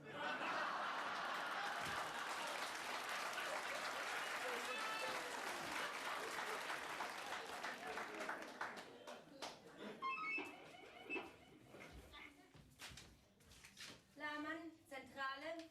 Moin, Kalli, hier ist Martin. Ich fuhr jetzt los. Hat sich was ändert? Nee, Martin, bleibt alles so. Bis um 11 hier. Dann alles klar, Radio. Tschüss, Ende. Aber warum fahrt ihr nicht Mitte August? Dann bin ich zurück, dann könnt ihr meinetwegen gern los. Oh, wie nett von dir. Ach, Spatze, hör doch mal zu, das geht doch nicht anders. Einer von uns beiden muss doch hier sein. Du hast auch nie was von Urlaub gesagt. Ich habe seit 3 Jahren keinen mehr genommen. Ich weiß gar nicht mehr, wie das ist. Reisen. Genau wie ich, du. Was ich immer gehört habe, war, wir müssen größer werden, mehr Züge, die Konkurrenz schläft nicht. Und ich saß zu Hause. Moin. Moin. Moin, weiter. Jens noch nicht da? Nee. In einer Minute ist das Akt. Wenn er da nicht hier ist. Moin zusammen. Aha, moin. Moin, Jens. Na du Dicker, ist gut hergekommen? Ja, ich konnte gerade noch duschen, dann musste ich wieder los. Guck, aus meinen Schuhen. Oh, was meinst du, wo ich den Sand hatte? Wenn du fertig bist mit deinem Gedröhn, dann komm raus. Wir haben zu tun. Ich glaube, der hat was gegen mich. Er hat jedenfalls recht, es ist 8 Uhr. Ja, hat einer was anderes gesagt? Ich bin ja schon unterwegs. Wünsche dir einen schönen Tag, du. Ich dir auch. Los an die Arbeit. Bin ja schon weg. Junge. Das ist ja direkt peinlich. Was? Na, lässt dich von ihm küssen. Küssen? Mama, du hast keine Fantasie, du. Und was hast du mit Hannes gemacht? Ich mit Hannes. Wir haben fein gegessen. Und da haben wir geschnackt. Und um 11 lag ich im Bett und hab geschlafen. Sehr vernünftig. Wir haben den ganzen Abend über das Geschäft geschnackt. Sehr unvernünftig. Über was für Geschäfte hast du denn mit Hannes geschnackt? Über Arbeit, Ärger und wieder Ärger. Das war, was ich mit Vater geschnackt hätte. Und wie seid ihr da auf Kreta gekommen? Ja, also Hannes sagte, nee, das stimmt ja gar nicht. Also ich hab gesagt, nee, ist auch nicht wahr. Ich weiß nicht, mit einmal waren wir bei Griechenland. Was für ein Zufall aber auch, ne? Gott, war das ein Wunder. Guck mal, wir saßen auf der Terrasse, wie Elbe. Ach, die war wie Silber. Ja, und die Nacht war so warm. Bis 1 zumindest. Ja, da habe ich schon geschlafen. Keine Angst, du. Die Chance kommt wieder. Was? Du, heute schnackst du aber anders als gestern. Was stört mich meine Sabbelei von gestern. Der Spruch ist bekannt. Willst du Bundeskanzler werden? Lahmann trotz Euro? Ach, Hermann. Ja, richtig. 8 Uhr. Ja, und was ist? Was bei dir auch? Wer war das?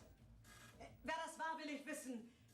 Ach Gott, Leo, du kannst ja auch nichts dafür entschuldigen, aber das geht schon die ganze Woche so. In unserem Auftrag, wie die anderen auch. Ach, so läuft das. Du, frag mal ganz genau nach, wie das war. Ich melde mich wieder bei dir. Bleib in der Nähe. Ja, bis dann. Tschüss. Hermanns Fracht auch. Und wieder in unserem Auftrag. Du, Mama, das hat Methoden. Da weiß einer, wenn unsere Fahrer laden sollen. Sind früher da, laden auf, sagen in unserem Auftauch und hauen mit der ganzen Fracht ab. So passt alles zusammen. Hermann sagt, er die Fracht abgeholt hat. Der war gestern Abend schon da. Wann hast du das aufgenommen? Warte mal.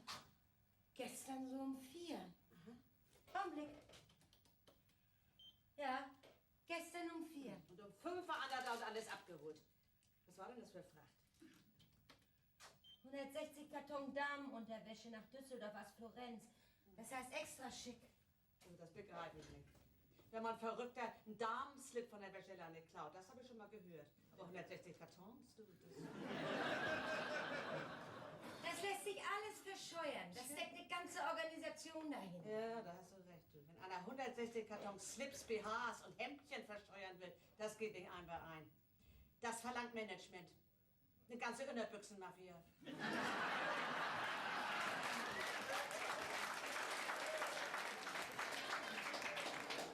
Aber zähl das doch mal alles zusammen. Holzkohle, Frühkartoffeln, Wein, Taschenlampenbatterien und nun Damenunterwäsche. Gibt das einen Sinn? Klingt nach Super Sex Party. Ne?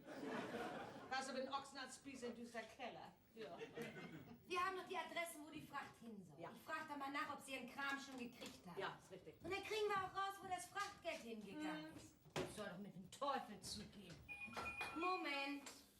Lahmann Trans Euro. Ja, wir haben da einen Laster mit 20 Paletten Wein für Sie aus Toulouse. Ist der schon da? Ach ja, und wann? Eben vom Hof. So. Was für ein Wagen war das? Ein Schwede. Den Namen des Fahrers wissen Sie nicht zufällig. Na, macht auch nichts. Vielen Dank für die Auskunft. Wiederhören. Na, Ein Schwede. Der hat die Fracht pünktlich abgeliefert. und wer bezahlt? Das habe ich gleich. Bonjour, Monsieur Tremont. Ici Lahmann Trans Euro Hamburg. Où ça va? Une question, s'il vous plaît. Les derniers transports. Le vin, oui. Pour quel compte payez-vous? Ça sent de conchenerie. Oui, j'attends. Des collants. Hein? Merci, Monsieur Tremont. Au revoir. Ein Konto in Köln. Ich habe es gar nicht erst aufgeschrieben. Die Bank sagt mir so und so nicht, wer das Konto hat. Das Geld können wir abschreiben. Aber wenn nichts geklaut wird, was ist da denn bloß los? Frachthaie! Da will uns einer kaputt machen. Und weißt du was? Die Information haben sie aus unserem Büro. Von hier? Ja, es gibt keine andere Lösung. Also ich, du, Walter oder Jens? Ich nicht. Und du? Na, hör mal. Also Walter und Jens. Walter ist schon lange bei uns. Und Jens? Nee, ich glaub das nicht. Wir müssen das so sehen, wie das ist, der. Wir brauchen die Papiere für Meyerhofer, das ist schon da. Hier. Habe ich dir gesagt, dass du die Papiere holen sollst? Deine Arbeit ist im Lager. Blaff mich nicht an. Schiedokdaten Und so ein Ton gewöhnt sie ab, ja? Halt dich mal selbst dran. Wenn einer blafft, dann bin ich das. Und du raus. Er fängt ja immer an. Er fängt ja immer an. Was ist das hier eigentlich? Ein Kindergarten oder Spedition, was? Wenn du ja frech werden willst, ist am ersten der letzte für dich. Und an die Arbeit. Ja, aber hier. Du auch. Und komm und sammel nicht. Regenmoors. Was haben die beiden bloß? Na, du kannst fragen, Stan. Was macht denn nur der Kaffee? Ich hab Durst. Also kann dieser Flöß seine ollen Schatten nicht selber wegschmeißen?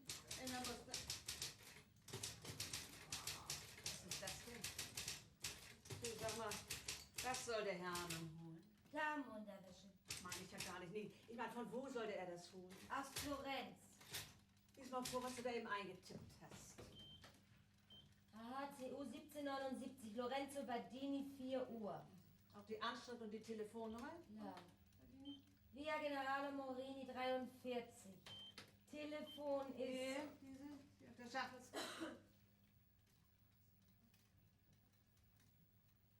Ja. Jens. Jens hat das gemacht. Jens, Alter. Jens, komm mal ins Büro. Spaß noch, wissen wir doch nichts Aber Genaues. ich weiß, und das Land, dieses Schwein. Der soll mich kennenlernen. Den nehme ich auseinander. Was ist denn los, Kali? Du hattest doch gestern so eine Idee, so einen Vorschlag. Das mit der Filiale im Rheinland, meinst du? Ja, genau das. Ich habe da ein bisschen drüber nachgedacht und da kam mir der Gedanke, wieso macht sich ein Lagerarbeiter über das Geschäft so viel Gedanken? Bisschen mitdenken kann doch nicht schaden, oder? Nee, schaden nicht. Aber kaputt machen auch nicht. Jeder macht mal einen Fehler. Du hast deinen gemacht. Ja, guck mal. Heute Morgen soll der Hermann laden. Und seine Fracht war weg, wie all die anderen auch. Und Lorenzos Baldinis Nummer steht auf deiner Zigarettenschachtel. Kali. Halt den Mund! Jetzt weiß ich, was du für einer bist. Ich kann dir ein paar lang, aber ich will mir bloß die Hände nicht dreckig machen. Du hast einen Kollegen verraten und schämst dich nicht. Nun raus mit dir, sonst gehe ich dir mit den Fingernägeln ins Gesicht. Kali. Und nenn mich nicht mehr so. Für dich bin ich Frau Lahmann, klar? Nur mach, dass du rauskommst. Augenblick. Was gibt's denn noch? Ich bin hier der Ulsch, nicht? Und wenn einer einen rausschmeißt, dann bin ich es. Jetzt schmeiß ihn raus. Ich gehe Du schon. bleibst. Du hast mich 15.000 Mark gekostet, die will ich zurückhaben. Gut. Meinetwegen. Dann müssen Sie mir aber auch eine Chance geben. Kann ich mal telefonieren? Bitte?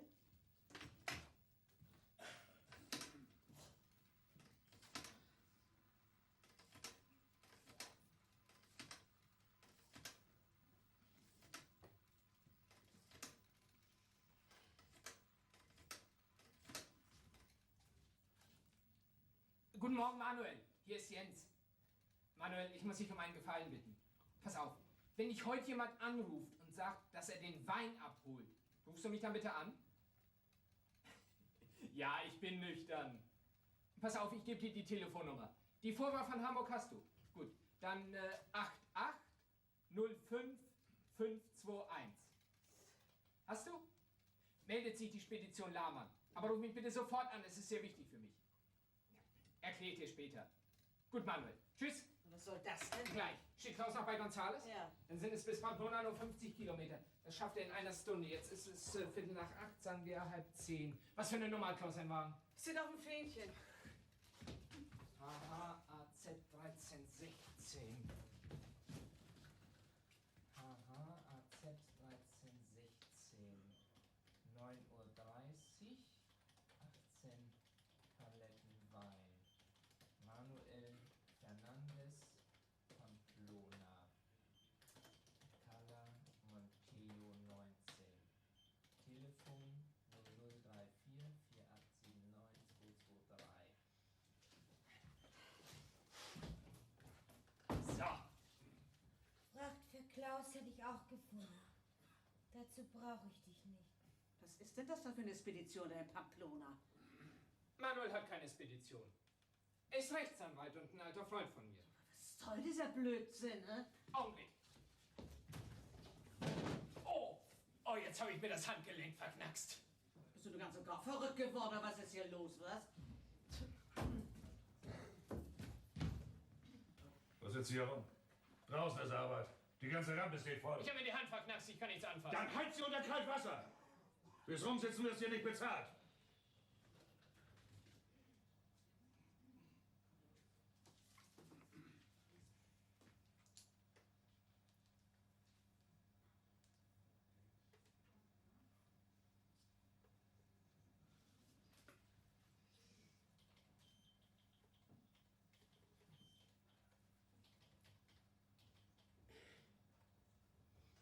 So. Kannst abheften. Danke, weiter. Und du komm raus. Oder lass sie krank schreiben. Will ich aber endlich wissen, was das soll. Ich bleib hier jetzt sitzen, bis Manuel anruft. Ich fass nichts an. Kein Telefon, nichts. Ach so. Manuel ist Rechtsanwalt. Und wenn da nun Fahrer kommt und will den Wein abholen in Pamplona, kannst du ihm nichts gesagt haben. Walter also.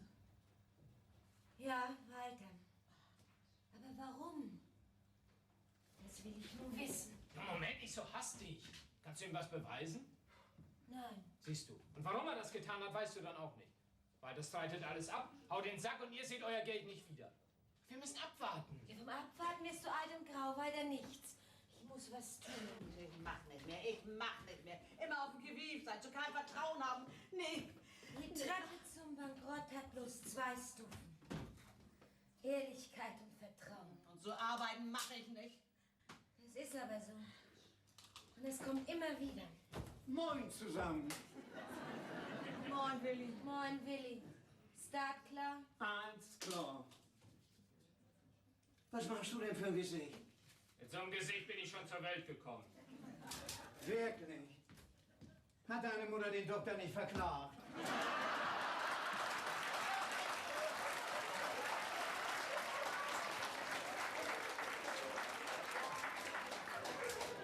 Lass mich doch zufrieden. Hier ist immer noch was los. Ja, das machst du sagen, Willi. Du hast es gut. Du kannst nach Piräus fahren. Gut, ich. Weißt du, wie warm das draußen ist? Und wenn ich Glück hab, stehe ich heute Abend bei Würzburg. Ja, Würzburg ist auch schön. Das alte Stadtbild, der Main. Ja. Du kommst vor deiner Romantik auch nicht runter, was? Ich stehe nicht unterm Schloss. Ich stehe oben auf dem Parkplatz von der Autobahnraststätte. Mensch, mir tut das Kreuz weh. Und im Bauch habe ich Currywurst und Altölstäbchen. Fahr noch lange so weiter. Wenn du noch lange weiter quatschst, kannst du meinen Job kriegen und ich fahre nach Piräus. Dein Job? Ja. Acht am Schreibtisch? Nee, eher fahr ich durch bis Kapstadt. Aber meckern, du, das habe ich gern. Schnack mal vernünftig. Sag mir, was hier los ist. Wenn ich das weiß, dann sag ich dir das. Gut? Du bist der Hofschiedsrichter, du brauchst mir gar nichts zu sagen. Du, Willi, du warst unser erster Fahrer hier. Und du hast alles in diesem Laden mitgekriegt. Aber diesmal ist ja ein ganz großer Schweinkram in Gange. Ich weiß, Frachthaie. Ich hab dir gesagt, was ich mit so einem Ös mach. Mit ein bisschen Pfeffer und Salz. Ja. Aber wir müssen ja nur erst mal abwarten, ne? Also gut, dann kann ich ja so lange einen Kaffee trinken. Lahmann, kannst du Euro? Augenblick bitte. Für dich. Lahmann, Hanni, ja, Hanni, was ist denn? Du, das weiß ich noch nicht. Ich warte ja auf einen Anruf. Ja, ich melde mich dann, nicht? Ja, tschüss. Ob ich heute Nachmittag zur Bridge-Party kommen kann. Sorgen haben die. Was ist denn du? Kommst du raus oder willst du den ganzen Tag hier rumsitzen, mein Willi? Na, warte. Ich habe doch gesagt, ich kann nichts anfassen. Wenn du krank bist, dann geh nach Haus. Moment. Sag mal her. Tut das noch weh? Nee, nun geht das wieder. Dann geh an die Arbeit. Na dann mal los. Ja, was stehst du hier noch rum? Wartest du auf Invalidenrente?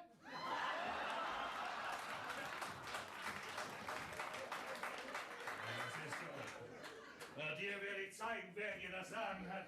Na, du bestimmt nicht bei der Schemming. Wieso? Was ist mit ihm? Bisschen Geduld, Willi, dann kriegst du alles zu wissen. Ist ja meist wie Weihnachten.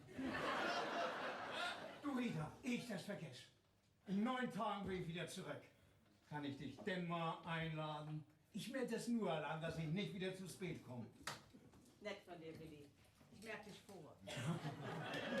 Wir können ja mal ins Theater gehen. Ja? Und nachher suchen wir uns ein nettes Lokal und schnacken von alten Zeiten. Ja. Und deine Briefmarkensammlung wirst du mir nicht zeigen. Später vielleicht. Die laufen ja nicht weg. Ja. So. Und nun mache ich meinen Wagen rein. Wann soll ich los? Wenn die Fracht für Hasenrahm geladen ist. 6 Kisten. Alles nicht? klar. Ja. Ach, der gute alte Willi, ne? Wie alt ist er nur eigentlich? Halbes Jahr älter als du.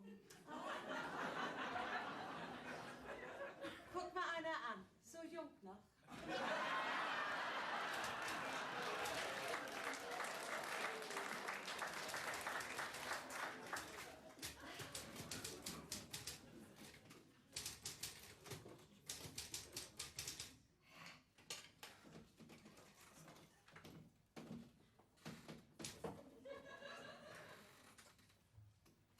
Ich wollte, der Anwalt aus Pamplona rief an. Wieso hat ein Lagerarbeiter einen Freund, der Rechtsanwalt ist? Ich frage mich das andersrum. Wieso ist einer Lagerarbeiter, wenn er Rechtsanwälte als Freunde hat? Wir haben gestern Nacht so viel geschnackt, aber ich weiß nichts von Jens. So. Die Rampe ist wieder frei. Ja. Du brauchst erst mal einen schönen Tass Kaffee. Du, Walter, Ja? wir haben hier so ein Knacken in der Leitung. Ist das Telefon im Lager in Ordnung? Oh, ich glaube, ja. Also ich habe keinen Knacken. Nee.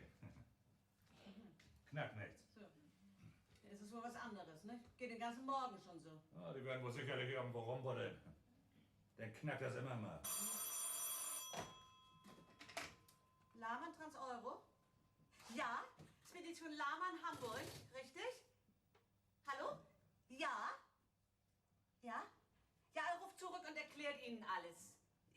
Ja, ja, das kann ich Ihnen auch nicht erklären.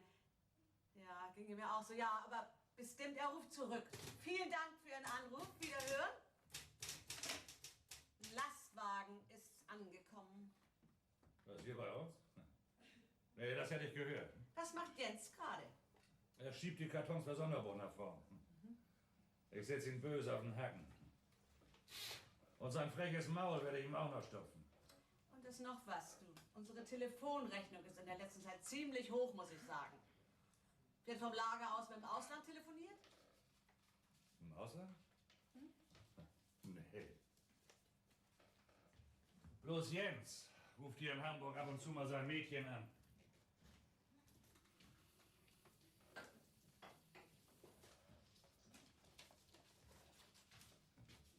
Susanne heißt sie.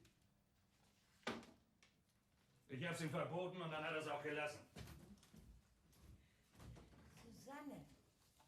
Na, warte. Lahmann Trans Euro. Moin, Hannes. Ausgeschlafen? Ja, kannst du. Hier, Hannes, für dich.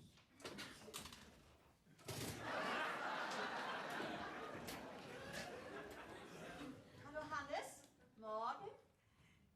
Ja, ich habe gleich geschlafen, du. So ein ganz verrückter Kerl, du. Was?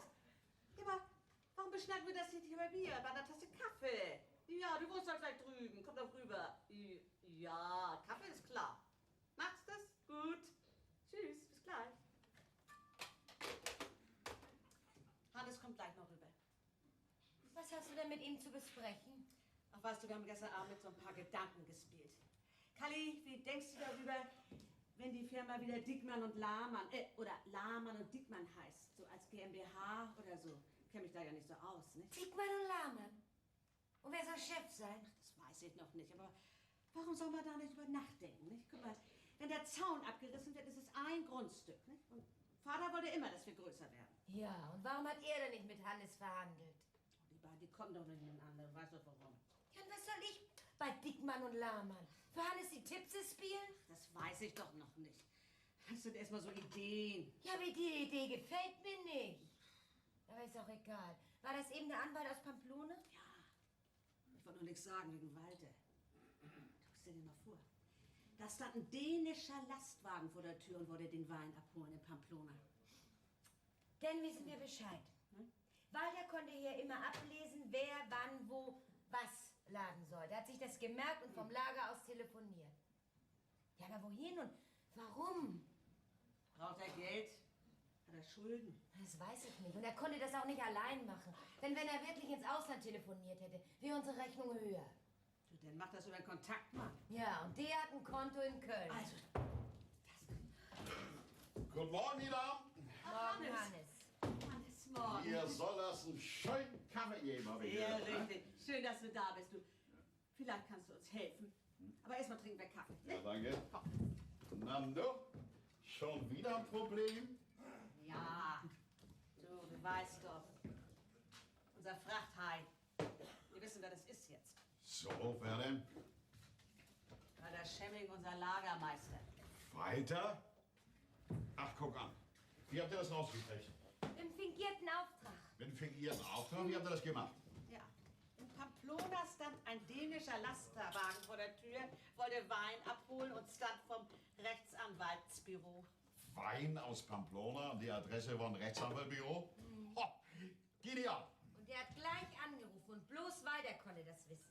So, guck an. Und was macht ihr nun? Habt ihr Waler schon zur Rede gestellt? Ach, nee, noch nicht. Wir wollen erst mal rauskriegen, mit was für einem Schwein der zusammenarbeitet. Ja, das ist klug. Wir wollen unser Geld wieder haben. 15.000 Mark hat uns das gekostet. Ja klar, dann müsst ihr ihn auf dem Kieker behalten. Das wird Orge sein, mir doch Zeit. Arge Jespersen? Ja, kennst du ihn auch? Na klar, der klappert da alles ab. Und was will er hier? Die haben Fracht für ihn nach Sonderburg. Die nimmt er mit. Ach so, ja. Du, Hannes, deine Idee gestern so mit dem Zusammenlegen von den beiden Firmen, ne? Wie hast du dir das gedacht? Oh, das war doch bloß so eine Idee. Das klang mir aber gar nicht so, du. Wie hast du dir das vorgestellt? Zaun abreißen, Schild ändern oder... Naja, das kann man nicht so aus der Lameng machen. Das muss alles überdacht sein. Was du hast, was ich hab, aktiver, passiver Umsatz und Verpflichtung, all sowas. Ja, wer soll Chef sein, du oder Mama? Das musst du mich nicht fragen. Willst du Chef von so einer großen Firma werden? Ich schlau schon so nicht mehr gut. Naja, dann muss ich das wohl machen, nicht? Aber ich sage ja, das können wir nicht hier besprechen. Sowas braucht Zeit. Ja, und die wollen wir uns auch lassen, Mama. Richtig, Spatz. Ich habe nur mit den Gedanken gespielt, ne? Du sag mal, wann hast du denn mal wieder Zeit für mich? Sowas wie gestern Abend, das braucht doch nicht nur einmal zu sein, ne? Nee, bestimmt nicht, Hannes. Aber diesmal lade ich dich ein. Ja, das... Moin. Moin, moin. Moin, Orge. Na, auf dem Weg nach Hause? Ja, Die Fracht für Sonderburg nimmst du mit, ne? ja, Freust dich schon auf Appenrade, ne? ja, War unterwegs alles klar? ja, Orgel, ja, du musst deinen Zug mal wieder ausfegen. ja, Holzkohle, nicht? ja. Sag mal. Was machst du hier? Ein. Vater. Augenblick, ja? Von González, Spanien? Ja, In seinem Auftrag. ja, Nach Hannover, ne? ja. Danke, Orgel. Rita, Kali? Das ist unser Frachthai. Hannes! Hannes, du hast aber doch gesagt... Das hätte ich mir denken können. Vater hat immer gesagt, dir kann einer so weit trauen, wie man mit Amboss und einem Arm schwimmen kann.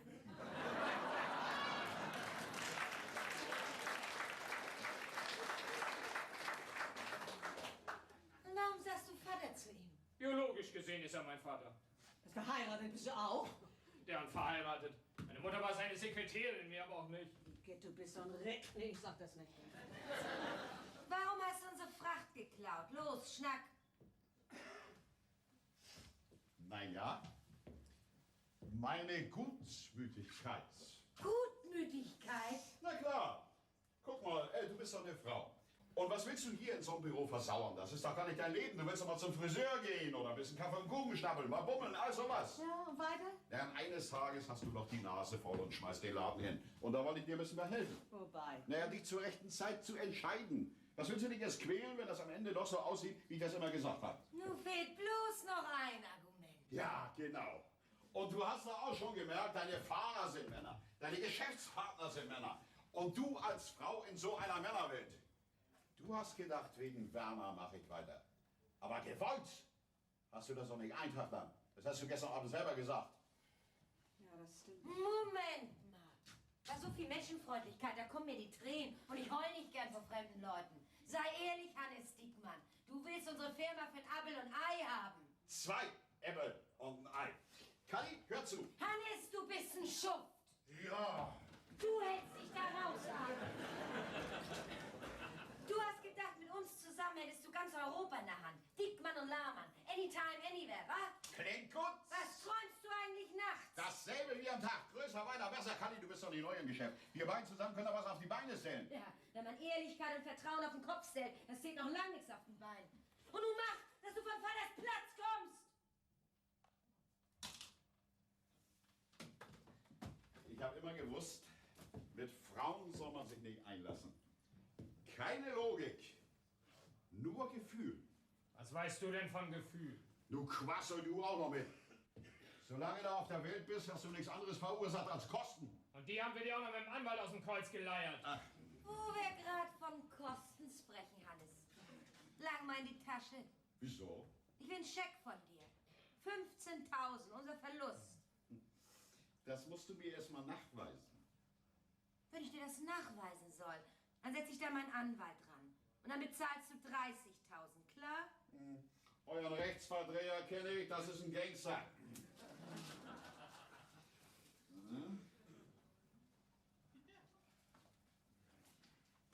Hier. Herzlosen Dank. So, Argen, nun komm. Kali. Farewell, Argen. Argen. Ja. Kick mal bei der Ende. Ja. Bei mir auch, hörst du? Nee.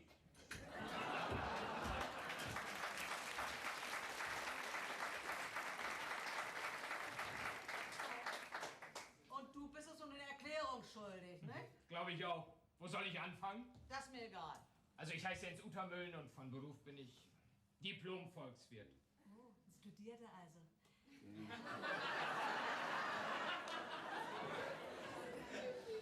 Das hat mir auch einen Haufen Geld gekostet. Und wieso bist du bei uns nur Lagerarbeiter? Ich hatte noch keine Anstellungen. Immer wenn mein Geld knapp war, dann konnte ich bei meinem Herrn Erzeuger auf dem Lager arbeiten. Ohne Steuerkarte. Ach so ein Schwein bist du auch noch. Tja, ich hab nichts zu verschenken. Das ist Hilfe im Haushalt. Aber wieso nur gerade bei uns? Als meine Mutter gelesen hat, dass Werner Lahmann gestorben ist, da hat sie gesagt, jetzt schluckt Hannes die Firma Lahmann. Na, und ich wollte sehen, wie er das macht. Ach so, Hannes. Dickmann und Lahmann. Ja, nun weiß ich Bescheid. Aber nur lang mir das.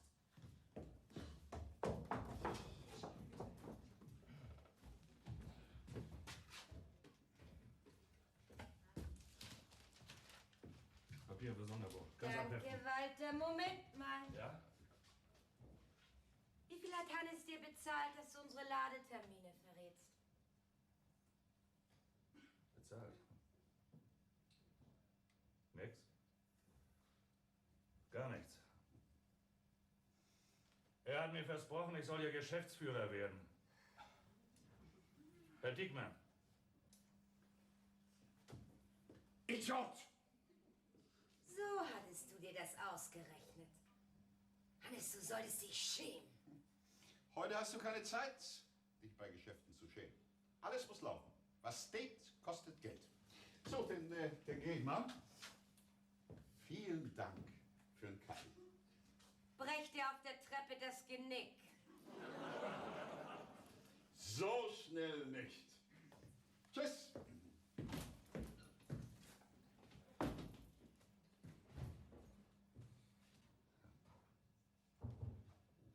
Brauchst nichts zu sagen, Kali.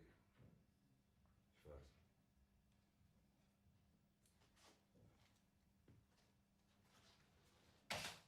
Ich gehe dann wohl besser. Du bleibst.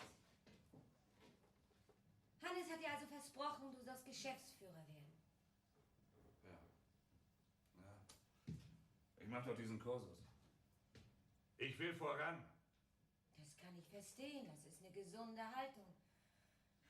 Wir wollen vielleicht im Rheinland eine Filiale aufmachen. Was sagst du dazu? Keine schlechte Idee. Ihr spart eine Masse Fahrerei.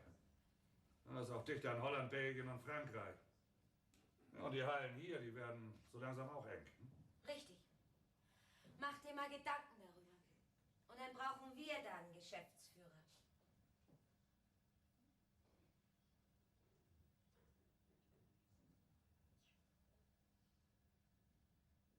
Ich danke dir, Kali.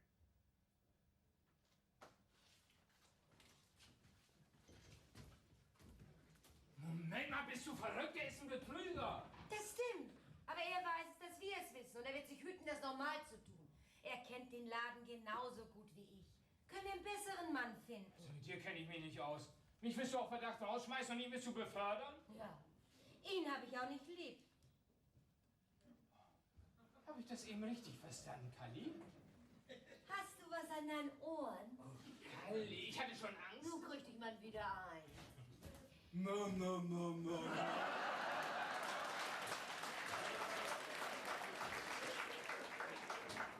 Könnt ihr das nicht zu Haus machen? Ich wollte ja, aber sie nicht. Anfänger. Na, Willi, Hessaloden. Alles klar. Bloß du und Freund hast Kaffee und dann ab nach Piräus. Aber sag mal, ich weiß immer noch nicht, was hier los ist. Kannst du nun endlich darüber schnacken? Ja, nun ist vorbei. Hannes Dickmann hat uns ein bisschen ins Geschäft gepfuscht.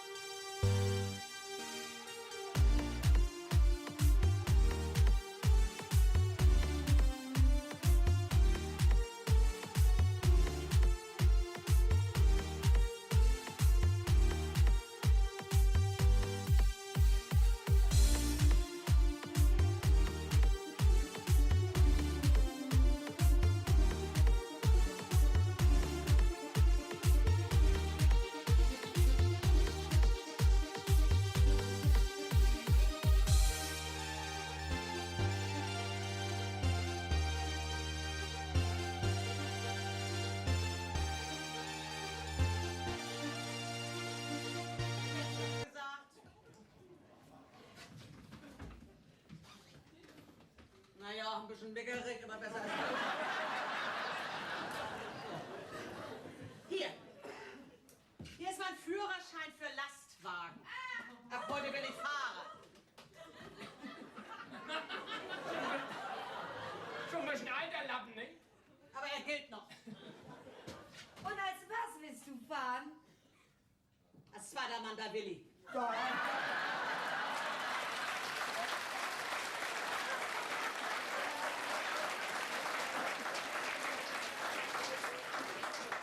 Der braucht einen, der auf ihn aufpasst. Nee. Ja. Aber das geht nicht. Warum nicht? Wo willst du denn schlafen? Wo dich waschen? Da, wo du auch schläfst. Und was ist mit Waschen? Na, was soll ich sagen? Du bist eine Frau. Da hat mir wieder einer nicht dicht gehalten, ne? Kalli, erklär du ihr das. Was? Na, versteht ihr denn nicht? Nee, ihr wollt nicht verstehen. Und warum willst du das machen? Du hast mal gesagt, deine Welt und meine Welt haben nichts miteinander zu kriegen. Meine Welt habe ich nur kennengelernt. Und sie gefällt mir nicht. Nix wie Luch und Betrug. Aber will ich deine Welt kennenlernen. Aber die wird dir auch nicht gefallen. So, dann werd ich Punker. Du musst ja wissen, was du machst. Hast du Schlafsack und Waschzeug? Ja, wir machen Stopp in Kassel, da kaufen wir alles, nicht? Auch das noch. Das kostet mich eine Stunde. Uns, nicht? Hast du die Papiere? Herr Walder. Na dann los, Piräus wartet auf uns, nicht? Tschüss, mein Deer. Tschüss, Mama, komm heil zurück. Gib mir Mühe. Tschüss, mein Junge. Also bei Morita. Avanti, avanti. Come on, boy. Hier.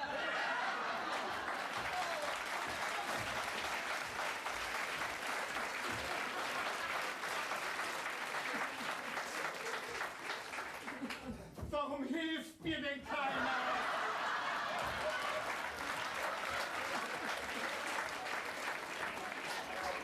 Sag mal, muss ich das alles verstehen? Nein. Aber er will von was anderem sprechen. Wer ist Susanne?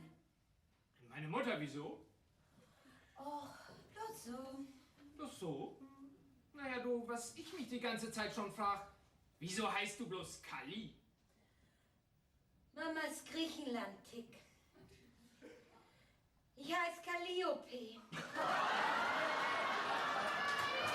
Aber Vater hat immer Kalli zu mir gesagt.